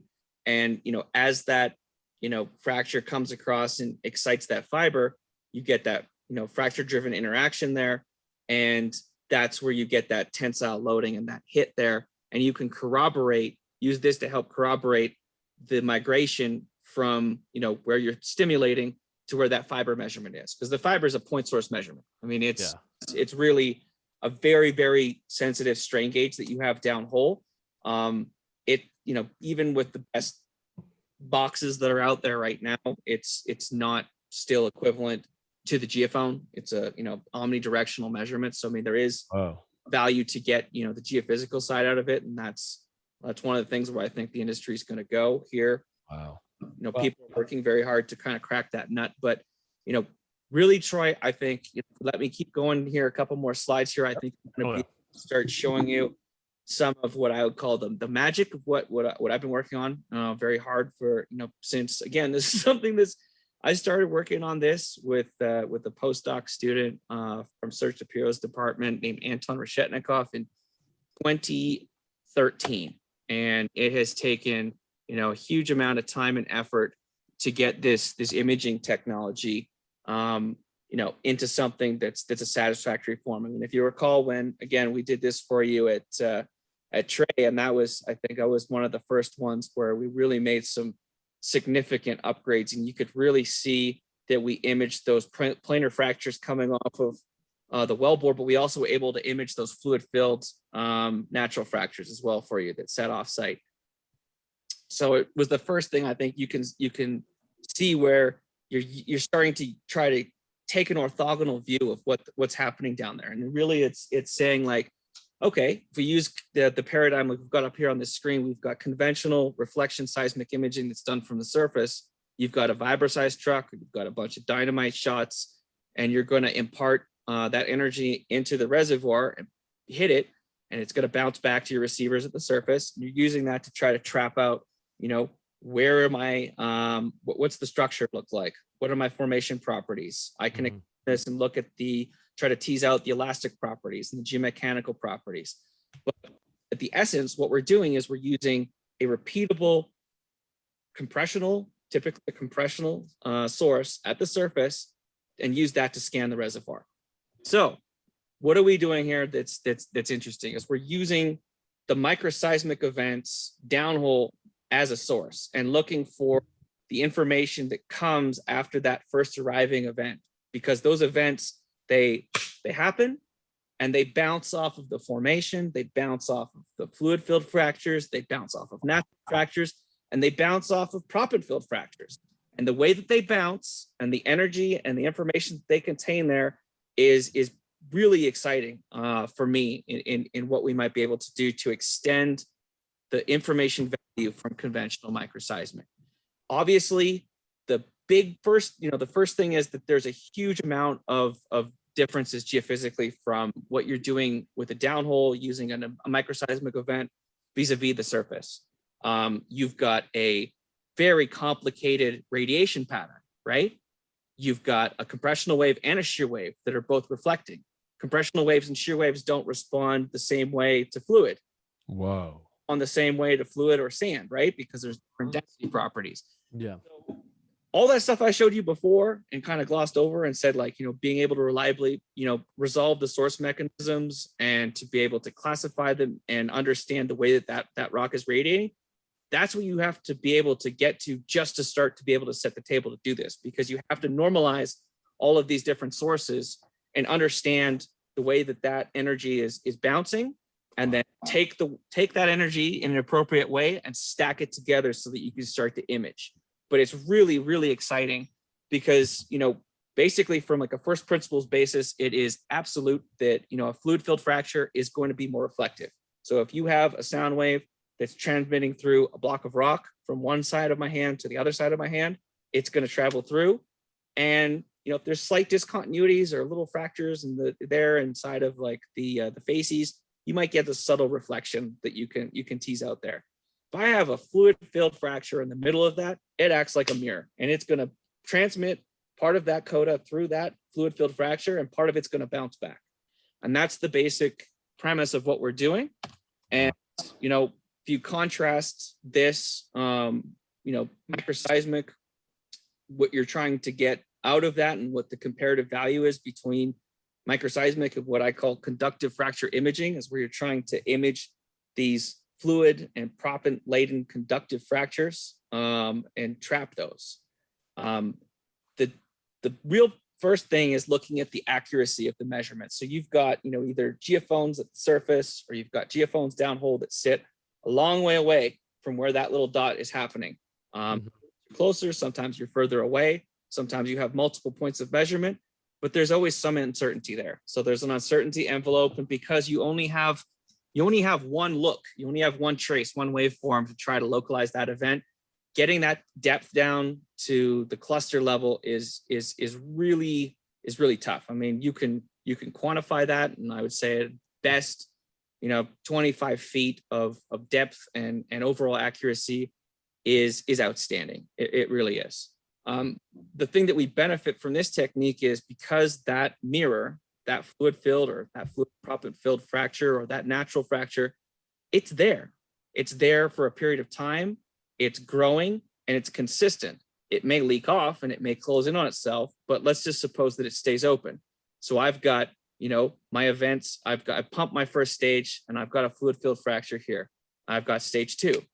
It stays open. It bounces off. I've got stage 3. It's going to bounce off that. Stage 4, stage 5, stage 6, stage 7. And I can see these maybe subtle changes in the way that fracture might have leaked off partially, closed in itself. That's telling me some information about leak off, discharge. You can understand about how the rock is relaxing back in itself. And back to that point there, that's that tensile point. That's where you have the most tension, is where you've got that open conductive fracture with aperture, where the earth is trying to squeeze and push it back, and into its equilibrium state. And the reason why you can get more accuracy with this is because you've got tens or hundreds or thousands of events that are all going to repeatedly reflect off of that surface. And you can use that to create these 4-dimensional spatial and temporal images of where you've got conductive fractures. You can get the geometry out. You can start looking at fluid allocation. You can start looking at which of those clusters are more efficient, which of them take fluid during the stimulation, which of them don't take fluid after the stimulation because they've leaked off. Really cool. Really, really cool stuff. That is freaking incredible. So for a guy like, so let's just say from, the completion of the frac to, getting this data in-house and interpreting this data, when would you be able to expect like a deliverable on something like, this conductive fracture imaging? So, I mean, like we're still like a humble shop. Everything's being financed out of partnership, out of our own pockets. I would say we've gone, when we first started looking at this, it would take 2 months to look at one well. Once we've got the baseline piece dialed in, probably looking at like 2 weeks to do an entire pad of wells. Awesome. As we hopefully grow and evolve and take in some financing and have more resources to do engineering, yes, this could become something that you could do and actually have inside of that data van on the frac pad and use this as a diagnostic, kind of like if you were making an image of your body and be able to see how fast that turnaround is, from like on your brain. But I'll lie to you guys. I mean, we're not there yet. To do this time is really tough. Yeah, no, and that's what I wanted to know, right? Because and then like you said, this is something. Understanding this is, I feel like, very, very crucial in understanding, what's actually going on in that reservoir for development purposes, right? Exactly. So when you start to plan out how we're going to drill out this asset, getting this information back would be vital, right? Understanding, hey, rock in this reservoir type A break like this. This is when they leak off. These are the orientations of those fractures based on, what we're seeing. This is awesome, Scott. I want to say other words, but keeping it PG for the folks. Yeah, no problem. So then I just want to emphasize here again, like going back to, like the point that you made there of trying to look at like just a very basic fracture mechanics. And I think this comes from Craig Sapola and Norm Wapinski from an SP paper that I haven't appropriately annotated here, that I'll have to correct you post factum to be respectful of my elders who have done a phenomenal job of taking us to this point here. But as I said before, we're looking, trying to juxtapose, if that gray bar there, looking at a gun barrel view of that tensile fluid prop and fill fracture, and that green thing that's coming off the side of it there, that's what we were looking at before with the conventional, understanding of moment tensor inversion, source characterization for microseismic. And what we're trying to do here with the conductive fracture imaging is actually image spatially and temporally how that tensile fracture, which is that opening motion, that tensile motion is not something that's going to generate a microseismic event, and use the basically the shear fractures and the energy that they release to image this part of it here. Show you an example here. This is Delaware Basin example. Left-hand side is traditional, microseismic, and you can see the geophones here. You've got one array of geophones here that's vertical, another vertical over here, and this split array here, the horizontals. And you can see, you've got a trend with SH Max. We've colored it based upon the different completion design, the testing out different fluid systems here. And then just to give you a sense of scale, so this is looking at a map view from the toe to heel. This is a 1 mile lateral. Then on our side, that's where you're looking at is the imaging. So we've got the red fractures, which I would put into one group, and the blue fractures, which come in at a completely different in azimuth.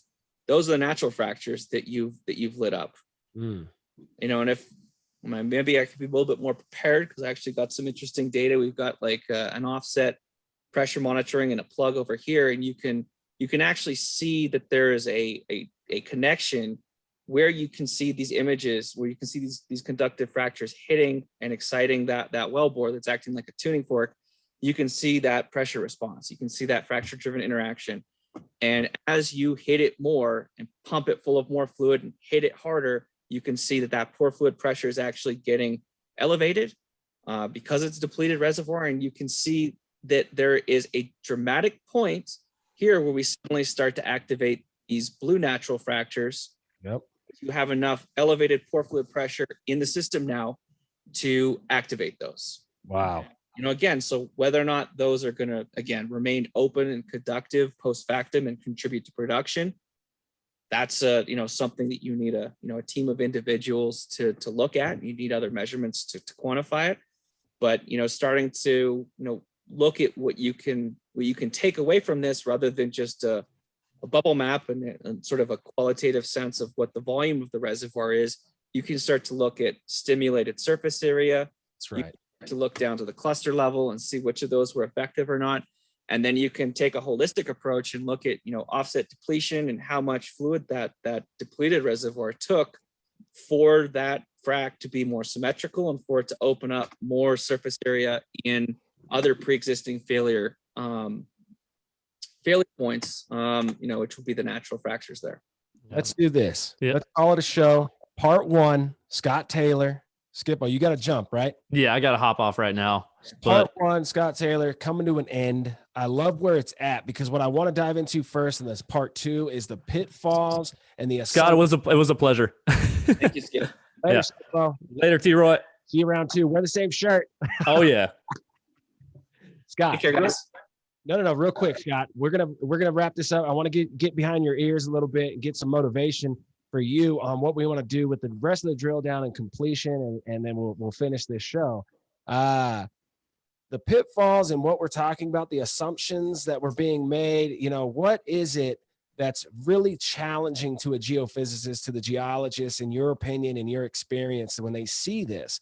And I'm looking at this going, okay, I either have production coming from the blue or the red. Which one's giving me my attention? That's where I want to focus on the perfs. That's where I really want to focus on the production coming back from this event. That's my opinion. I want to hear what you see and what you hear when you have conversations in real life with people. What are they paying attention to? What are they asking for? That's where Is this actually fucking real? Is this actually fucking do this? That's You're it. telling me you can image a fucking tiny little fluid filled fracture out like a mile? Are you kidding me? Yep. So a huge amount of skepticism. And so that's what I'm working on right now, which is reprocessing the hydraulic fracture test site 2 data set, where you've got permanent fiber in 2 wells, and a vertical and a horizontal. You've got recovered core where they drilled through either side, and they've logged where the fractures and where the sand went through the reservoir. And you've got time-lapse production flowback monitoring from that fiber as well. So you can determine quantitatively, line up those 3 external data points and show, okay, what's our agreement with what they recovered from the core? If we say we can determine where the fluid filled and proper flow fractures are, what agreement do we have with the recovered core? You can't argue with that shit, man. You can't. And that's why it's such a beautiful data set. The other thing too is we get down to the cluster level efficiency. Okay, so you've got that fiber and that box with 4H there, and it's telling you during the stimulation, you can see which of those clusters are active and what time. And we can try to match up our results of where we think we've got cluster efficiency that are conductive, look at fluid symmetry, line that up with the fiber. And that's a second piece where we can say we're within 60% or 70%, or maybe even 80% of that. And take that to the bank and be able to come up with some data to get over those assumptions and pitfalls that we've had in the past of overselling before you're ready to roll. So we've actually been very, very humble and very selective, and picked and chosen who we worked with in this gestation period to get to this point here where we can, line up our results. We've done some work before. It looks pretty promising, but once we've got this this result with HFTS2, and we can actually go out there and say, we're within this percentage of reality, then we're going to put the pedal to the metal, right? Because that's what people want. They want to know, what can the measurement tell me, information value, and what are the limitations? Every measurement that we make on these reservoirs has a limitation. There's a resolution, and if you don't account for that and find a way to be able to, numerically state what your level of uncertainty is, then you're never going to be repeatable. You're never going to be something that is trustworthy across the entire industry. And you're just stuck in that quagmire of assumptions and pitfalls and circular loops of how do I prove this? How do I verify this? So we had to take the onus on ourselves to go and prove it to ourselves with someone else in a way that's almost irrefutable, I would argue. That's right. That's right. I would argue that that's where a lot of thing is at. That's a lot of little niches in the industry I feel like are at. We've gone through this amazing, fight to say, no, this has a seat at the table. I believe in it. I know this is working. And now we got to find the right people who are giving us the chance to merge these ideas, build something together. It's not any one person is getting through this. We are forced to integrate in this industry right now. And I think it's creating a credible amount of value. Dude, I can't wait to share more stuff about what we're developing at PBE. Let's end the show here. We're going to have part 2, Scott Taylor, as soon as you're available to do it again. And we're going to finish the drill down, go into completion. And I don't even know how this is going to go, but dude, we're going to record an intro. We're going to actually do this with you. But man, there's so much developing right now in the business. PBE is getting hit with so many interesting stories that need to be told. And it's all integrating, man, naturally. I'm not making this. PBE is not forcing any of this to happen. It's literally coming, and it's right now. And it's so fascinating, man. I think there's so much opportunity to raise a lot of money behind this. A lot of resources are going to go into this because it works. It's logical. It's what we need. And we believe that this is exactly where the industry is going to go. And we're going to respond to this pressure. So are you ready for this journey, man? Man, Scott Taylor, yesterday was outstanding, dude. I'm glad we were able to get back on these microphones this soon and just keep going, keep flowing. It feels like I just took a nap and we're right back in it. Yeah. Changed our shirts, maybe. By the way, do you have a little, what is that symbol on your MagnaChem shirt? Is that like Denver, the last dinosaur? This is dinosaur. He's spooked out. This comes from Stan Key's thesis from 1976. He's freaked out when the subduction goes steep and volcanism starts with the tectonic plates and what was happening in the Western United States. He's like, oh shit, I gotta go. So his spots are coming off and he's taking off running. That's hilarious. Nice, dude. That's what this show's all about, man. So we talked about it a little bit at the end. Skips was outside of that conversation as he took his call. But we're talking about what your company is doing specifically, how, you're integrating with these operators. What are they asking for? What are the questions that we're really chasing down in the Permian Basin? How does Microseismic help us answer some of these questions, if not all of these questions? Okay. Yeah, so you've disabled my screen capabilities. Come on, Troy. Okay, so what you try to do, like I was saying this yesterday, I got some better visual cues here to kind of roll through some of the things that we would be doing. Is the first thing is sitting with the customer and looking at, what is the design criteria? What is the testing that's being done, right? I mean, if anybody's going to spend extra money, whether it's on, tracers or it's on fiber optic, crosswell strain, microseismic, any of or offset pressure monitoring, there's some diagnostic tests or a group of tests that are being want to be analyzed and diagnosed. And and one of the more common ones right now, that's been done on the hydraulic fracture test site number 2. And I would say, like, broadly, it's still being optimized and experimented upon in both the Delaware and the Midland basins right now, is looking at different perforation cluster designs. So looking at different limited entry designs, basically.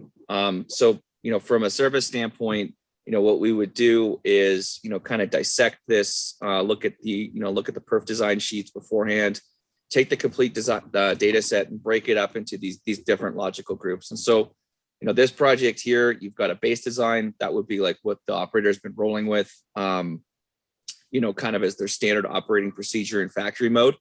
And then they're trying out extreme limited entry, looking at limited entry with diversion, and then looking at tight clusters with a shorter stage length. So, I mean, kind of like just globally looking at some of the common variables that are being experimented with right now.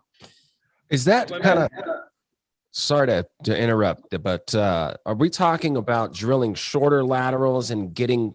No. Okay, what are we talking about? We're just modifying, like, so the stage, really the variables that you can do. So you look from plug to plug, that's your stage length. So like there's experimentation going on with changing that stage length, either increasing it, obviously if you've got a longer stage length, it's more cost effective operationally.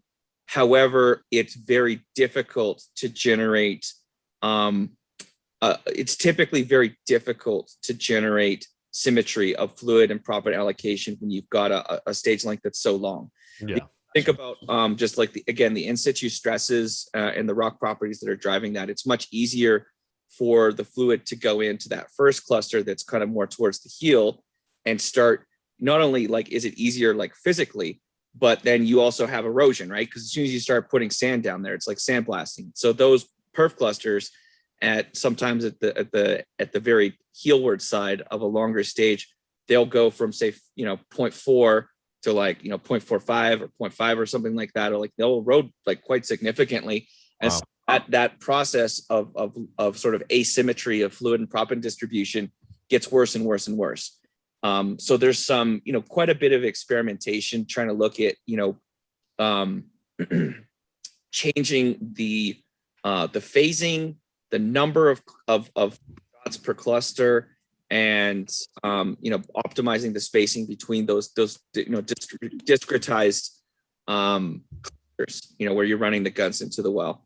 Some people also looking at near field diversion, to try to look at sort of real time pressure response and use some type of diversion to try to help. Basically, what it does is it tries to help open up more of the perforation clusters that are not taking fluid and break down and generate more symmetry. So Wow. going back to what I showed you yesterday, I just extracted some rose plots from a historical project. And, this is the type of analysis that you would hope to be able to get from like a classical moment tensor inversion. So these are looking at azimuth plots or rose plots. So aggregated probably, stages for each of these groups together that were conducted over a pad. And what you can see here is that you're trying to look for trends and then, see what you're actually getting here. So we can see here that there's, kind of in this base design, there's a green group and a red group, and they've got, very quite ordered structure.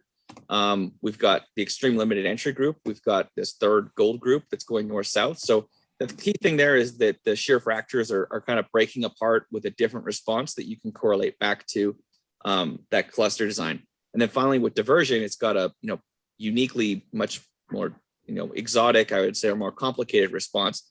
So I just want to drill down on that and kind of build upon one of the things I was touching upon about the pitfalls of like, you want to do this independently, right? You want to do this as a service company independently, generate these rose plots, and then show it to the customer and say, okay, do we have anything else, in your data lab on this package that we can go back and help to wrap into an interpretation. And in this project, we had some geomechanical analysis from the customer. So you've got SH max is listed as blue, and then we've got our tensile fractures, breakout fractures here in the red, and you can see it lines up really well. So you're like, okay, so this is my SH max. This is my, drilling induced fractures that are opening up there.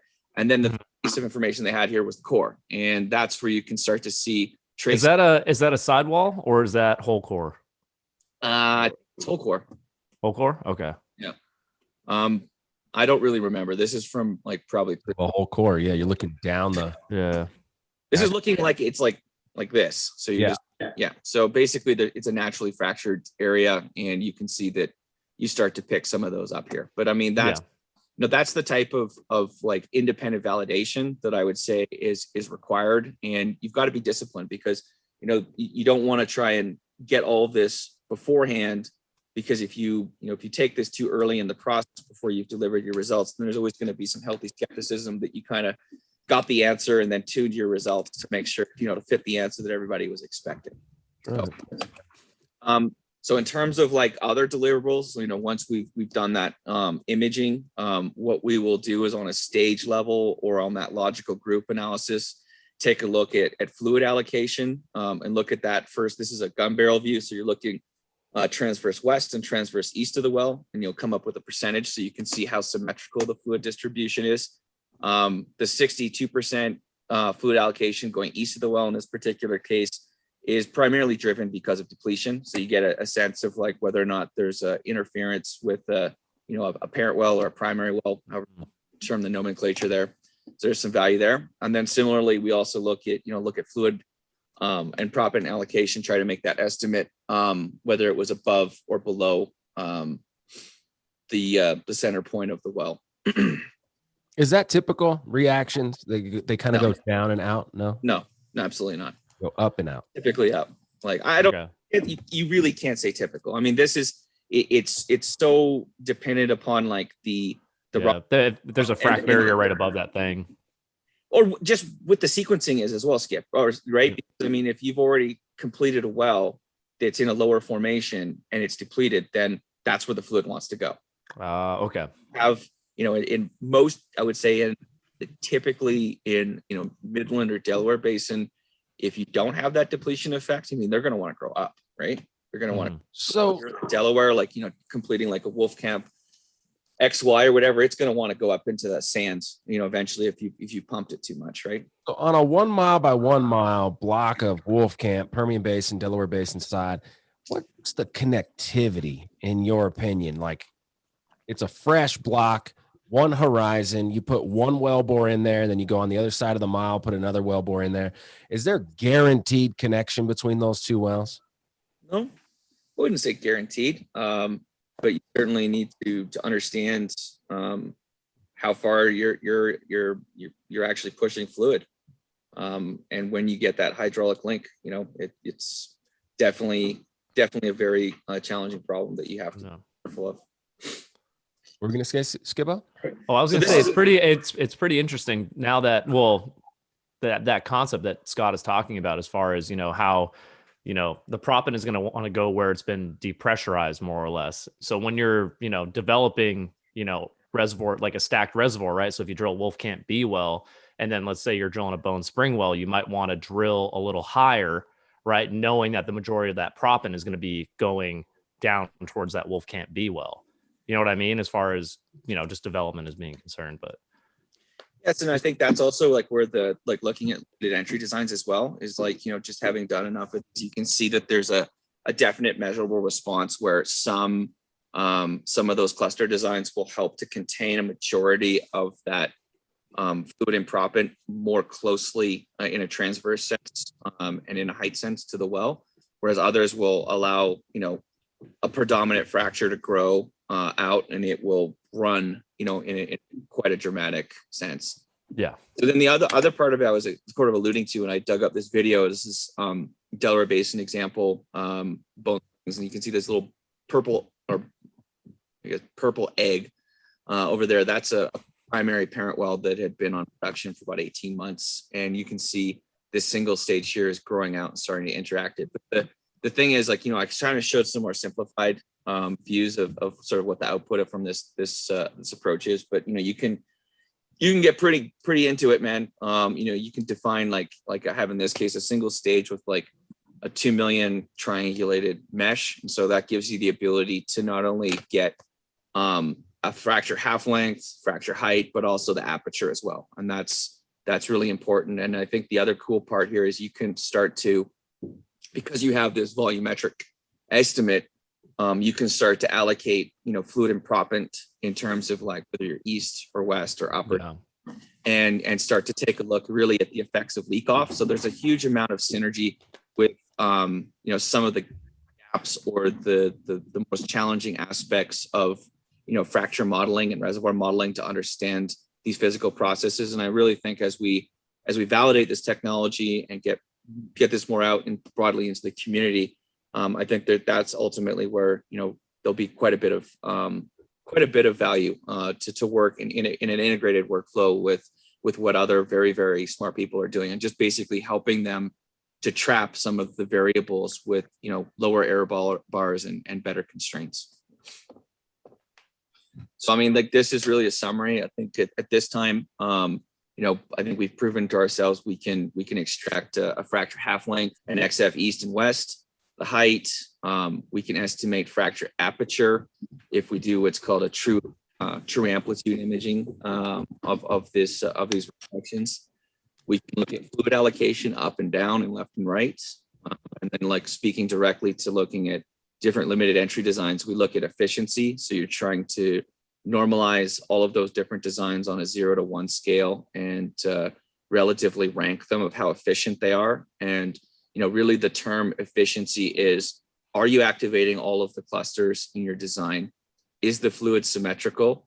And is there a bias, like predominantly towards the toe or the heelward side of it, that would give you an indication that it's a less efficient design because a majority of your fluid and proppant might be getting thieved out at, towards the heelward part of that stage. Then finally here, like looking at, like I showed you before, fluid leaking off into the formation. And that's obviously something that's very challenging right now to calibrate with, with most fracture models across the board. And then the other thing that we can generate is looking at fracture growth curves. So you can look at the distribution of fluid into the reservoir as a function of time or a function of volume or a function of proppant that's delivered. And you can get some interesting information from that. So then and just to drill down to the cluster efficiency and kind of contrast some of the things that we talked to yesterday of contrasting and juxtaposing what would be a traditional microseismic deliverable versus sort of where this imaging technology is taking us. This is an example here where they're testing out a high density versus a low density limited entry design. So changing the number of clusters that are being isolated and pumped through on a single stage. So you can see here, like probably just to give you a sense of scale, over here, this is about 33 feet in between those. So we're zoomed in really close to the wellbore, and that's for a specific purpose. So now I've overlaid the microseismic. Beautiful. And beautiful. It's nice. I mean, the shear fractures are going. You can see that we're generating a lot of activity, and you can see that they're clusterized well together, and that there's some trends you can get there. But really speaking to what the engineers want, which is an actual qualitative or quantitative measure of the completion cluster efficiency, you can't offer that with this bubble. Yeah. It's not a realistic outcome. You can make approximations, but I would argue vehemently that it would be an overselling. It would be a pitfall if you would be claiming that you can generate that type of quantitative data. However, if we mute that and we look at just the imaging results, you can see that we've gotten down to the resolution where you can see these fluid field fractures post factum. So after the stage has terminated, you can see that these specific clusters that remained conductive with the formation. So you can really get down to that question of symmetry, of respective bias, and then ultimately like which of those designs is more efficient. So it's really cool. Then the other thing, obviously, that's it's a very inexpensive, low risk diagnostic measurement is offset pressure monitoring. So that can be done, surface casing pressure on an offset well that's either a duct or one of the primary wells that was already on production that it could be used. When we're running geophones down hole or into a well, sometimes we have to isolate the open perforations with a plug, and often you can get very inexpensively a downhole pressure gauge, and that's what we're looking at here at the top. You can see that we've got a pressure gauge, and you can see that pressure is rising as a function of the duration of the completion, which you can see here on the time axis here on the bottom. And what you're noticing is a pretty typical response from a primary parent well that's been depleted, where you can see this increasing overall pore fluid pressure, and you can see that you've got these like different magnitudes and different time periods where you've got these what are called fracture driven interactions, or frac hits, is kind of like more of the colloquial term. And basically what you're looking at here is the effects that you've got a reservoir that's depleted down to, just over 1,000 PSI. So it's well below its virgin reservoir pressure. And at stage 4, where you can see that red star there, is where we first made connection.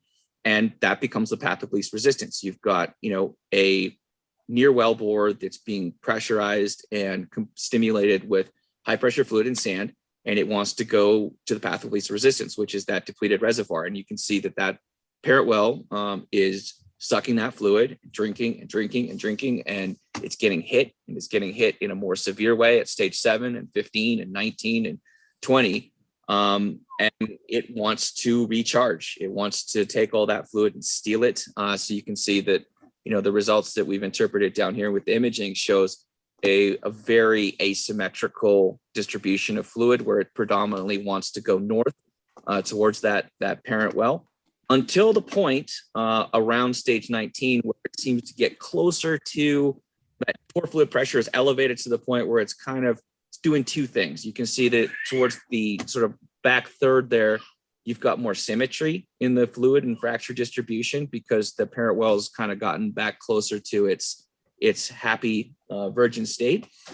And then we've also induced enough pressure into the system to cause those natural fractures to open up and be conductive as well. And as I said yesterday, whether or not those are something that's going to be contributive to production or something that's going to be just a waste and it's going to close in on itself is really where you have to work with your clients and understand the geomechanics and local stresses and, get a better I got a question on that. I got some rabbit holes to get into. First of all, is the well that's taken in the pressure from the new stimulation, is that shut in or are they allow that's shut in? So they close So the well. we pulled the tubing, right? Pulled the tubing, set a plug down here, and then we ran our geophones in here. So the geophones are these little green discs that sit down here. So that parent well, they had to bring a workover rig, right, and pull that tubing out and prepare it so that we could use it as a well of opportunity for doing the monitoring.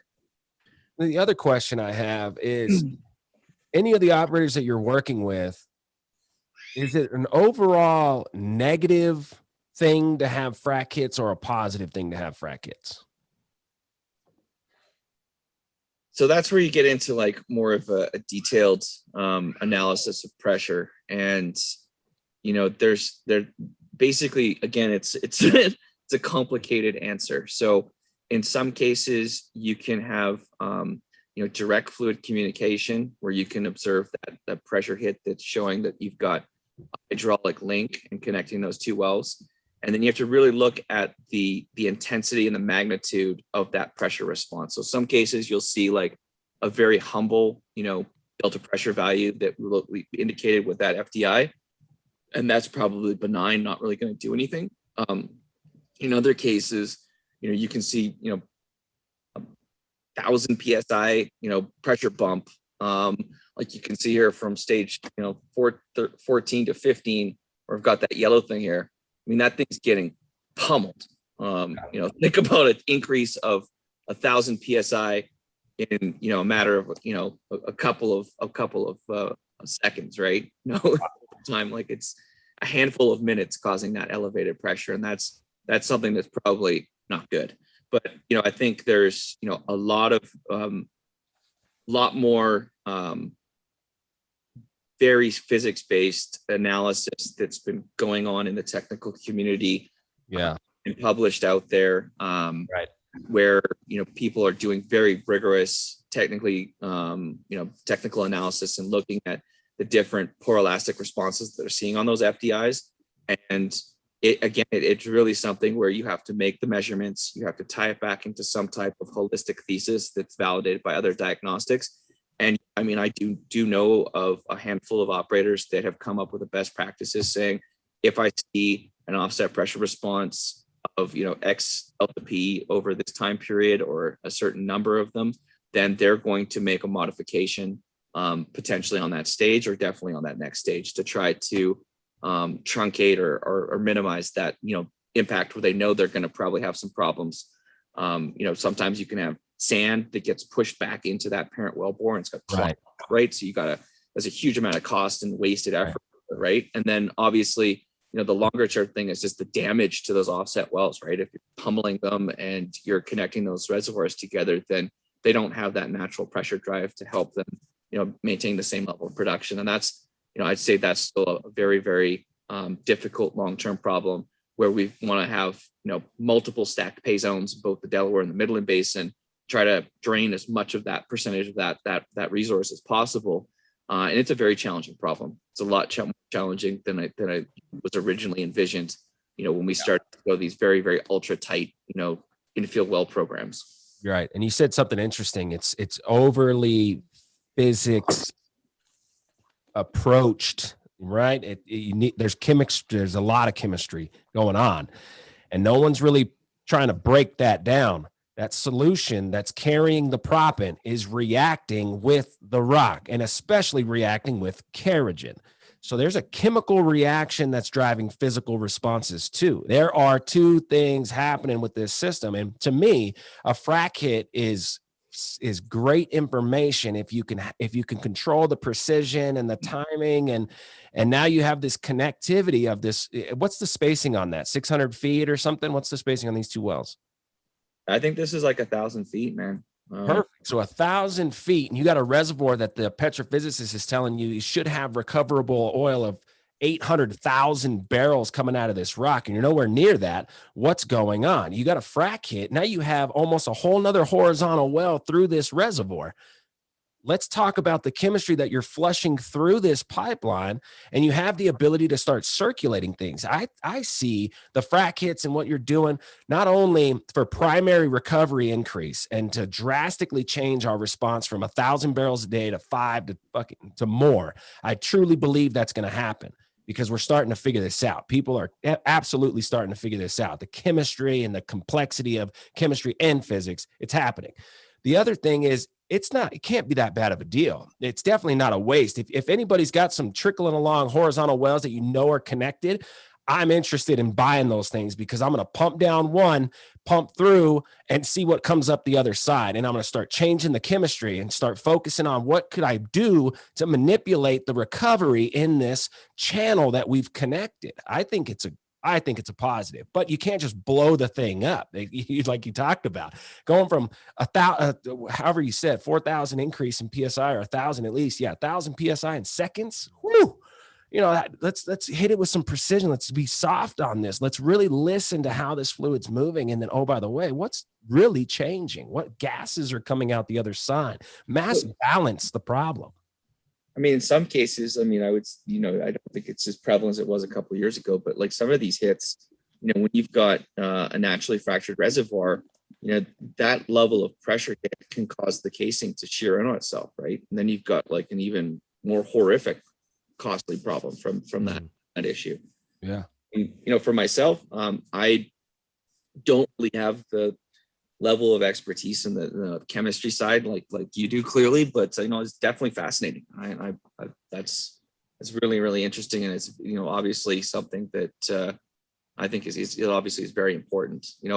I think another the only thing I can speak to that is you look at the Powder River Basin, for example. I think that the chemistry and those reactions down there are fascinating, because I've seen people experimenting where they know they're going to rupture through a lithological barrier, but because of the chemical properties of that formation, they have evidence that it actually heals itself after the stimulation. So if you're trying to contain those reservoirs, you can manage that rupture and account for it. Wow. See from the chemical, looking at the chemical returns, like analyzing that post factum, you can determine what part of the reservoir you're actually recovering from, and you can get evidence that you've still maintained isolation within that discretized reservoir because of the chemical properties. So that's another diagnostic that has a huge amount of value, and there's a lot of very, very smart people that are doing phenomenal work there. Fascinating. I can't wait for that development. I'm certainly waiting for that stuff. So we are officially done with the drill down segment. Are you guys good with that? Or do you want to dive into one last thing, and we'll get into the completion? Let's do it. So me and Skip started a podcast, and it was about just sharing our experience in the Permian Basin with other people, these legends and these local superheroes to us that we have as colleagues and friends from the societies we were in, and sharing those experiences and learning from them. That was the concept of it. What happened was we started really developing new information, because it's a collaboration of thoughts and actions that's never been said before, right? We're in the moment. We're talking about new things, new world applications with these new ideas. And so that became this incredible network. And that's what we have now today at PBE. We have this incredible network. We get to sit down and talk to people like Scott Taylor, and we are now officially going into the completion section. Segment, section, completion. At least I got that right with Scott Taylor. Let's go. All right, man. So completion. This is like the future, right? You talked about being in this kind of like you're heading in this dip, but you think it's going to be a resurgence for microseismic, that niche in the oil and gas industry. Yep. So let's talk about operators across the Permian Basin currently focusing on microseismic. If you just said, let's talk about the top 10 operators, are all 10 of them running microseismic studies, or what's the take on that? How active is microseismic in the Permian Basin right now? So I think the data point that I would go to is which companies are interested in employing best-in-class diagnostics to optimize what they're doing. And I point to two use cases. So back a few years ago, you had the hydraulic fracture test site 1 that was led by Laredo Petroleum. That group there, I think, had 13 or 14 different different operators, and they were trying the best-in-class tracers, the best-in-class analysis of recovered core, and looking at, for the first time I've ever seen it, publishing results where they're drilling through and recovering core through where you've stimulated those fractures, and trying to understand and like really looking at this and going, holy cow, these natural fractures are so complicated, and this the distribution of sand is way, way, way more complicated than what we're doing in our fracture models. And so I would argue that in the Midland Basin, that would be, the target customer. Those are all the guys that are going to be interested in running a diagnostic measurement to solve a specific engineering problem. And then you go back to sort of April of 2019, you had the hydraulic fracture test site 2 that was supported by Gas Technology Institute, Department of Energy funding. So it was a joint Anadarko and Shell asset in Loving County.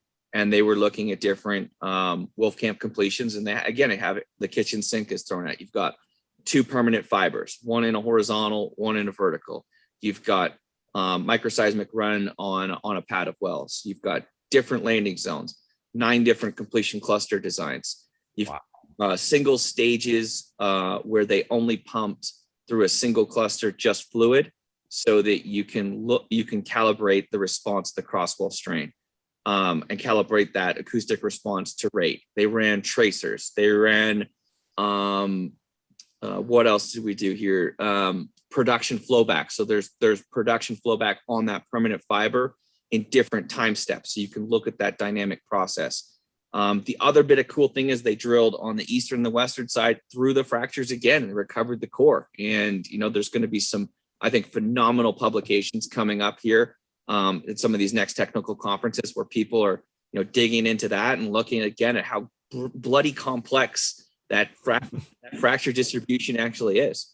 So, I mean, for our little company, and, from my experience, one of the things that's a pitfall is you put the cart before the horse. It's very difficult to be disciplined in your approach. And when you've got something new, you've proven it to yourself as, a small, less than 10 person company. And what do? Well, you have to go out and you have to find a group of individuals or a group of operators that are going to be captivated audience. They're interested in solving that problem. And you've got to have a controlled experiment, basically like what they executed there, where they spent, $10+ million, and they've got independent measurements to validate this process that I've shared with you. So what can we do to validate it? So the guys that we're working with right now have withheld that permanent fiber. So, you've got a direct measurement in that one of those wells where you can see fluid allocation from that fiber. You can see estimate proppant allocation. And, in different time steps, you've actually got the production flowback monitoring. So you can see where the reservoir is producing from. The other one, you've got a vertical fiber as well. So that's going to be hit at certain periods along the wellbore. So you can get a sense of like where that fluid is actually hitting that vertical data well. And so from that, you can see how high up the fluid went, and that precisely aligns up as a touch point to validate some of the stuff I shared with you beforehand. And then the third piece is obviously blindly trying to differentiate what the fracture aperture, and within that what part of that is component as fluid and what part of that is proppant. And going back to sort of the first principles, there's a difference in the density of sand versus the density of water. So the thought is that you'd be able to tease that out. And that's really where I'm at right now and what we're doing.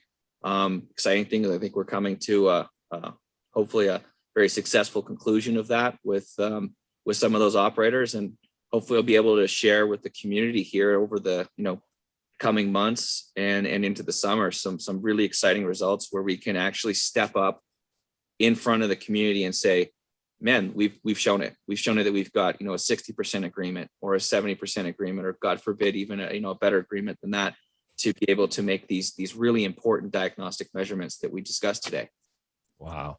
Fantastic, man. So that's kind of what you're working on now. And in the future, you're definitely writing papers. You're contributing this knowledge and information back to the community. Yeah. The hope would be to, work with, some of the folks that we're working with right now on this and come out with a joint publication and really, because we work more of as a team. We've done a couple projects with this particular guys, and it's really fun. We start coming up with our results. We have a process where we, withhold all this extraneous information. They, make some suggestions of how we might try to trap some of these learnings and observations. It's a really fun process, and to be able to, I think, reinforce the healthy nature of a collaborative workflow between a service provider and that asset team. I think that's another great thing we can share with the community of how important that is. Not just try to, build them as much money as you can and get away with the lowest quality product as you may have in the past because you're so busy, but really, care about each one of those customers, care about doing a good job and adding value to their business unit and being a part of their, while you're getting you're under a contract with them. Man, I love that. So completions and kind of the history of it. It started with kind of slick water, then it got into gels and then hybrids, and now we're kind of back to slick water completions. Isn't that kind of how the history of fracking wells has gone as far as the fluid that's carrying the proppant? I would say predominantly yes. We've gone to I would say predominantly slick water at a very high rate with these extreme limited entry designs. The only thing that maybe is more prevalent today is a lower rate simul-frac. So that's where you're using a spread and trying to, stimulate more than one well on a pad or sort of two pads at the same time. So you don't have the same amount of horsepower to get that higher rate. Obviously there's, the cost, right? I mean, the time is significantly truncated with that. And that's bringing in its own, nuances and complexities. Right. So we're developing a show. We're working on the details. We can't go into in details with you on this, but there's a fracking technology or a fracking, call it a technology that could drastically change the game. We're working with these guys to tell this story. It's a patented deal. It's real, and it's using less water, less proppant, having better results. It's a different way to use the hammer. As like I say, we're just hammering these reservoirs with one big push, getting fluid out there. You're watching those things real time. Now we have maybe this revolutionary idea for operators to change the way they're using the hammer, not so much the chemistry and all that stuff, which is very important and very fascinating in itself. But I think the combination of the two is what's going to revolutionize the Permian Basin and unconventional reservoirs. The results of the past will look nothing like the future. I truly believe that. And you're on the front lines of it, man. So I just can't thank you enough for spending the time with us. Thank you for having me. I really appreciate it. Dude. And I look forward to hanging out with you at Cinco de Mayo. Cinco de Mayo. Oh, yeah. You are tuned in to the PBE podcast, where we're taking new information, applying it to new real-world applications to make discoveries. We got to stop and take a minute and thank our sponsors, BRT Energy Advisors, better reservoir technologies, results without the BS. We've had Alan on our show, and I can tell you from experience, he definitely has seen seismic from around the world, including, of course, right here in the Permian Basin. If you are in the E&P business and you want to use seismic data to increase the value of your assets, or if you want to drill safer wells at lower costs using seismic, then you got to get a hold of Alan Bertain and work with his team at BRT Energy Advisors. If you check out our podcast from episode 70, you'll see that not only he understands geophysics, business, and people, but he also explains complicated subjects in a clear and simple way. Visit them at www.brtenergy.com/PBE.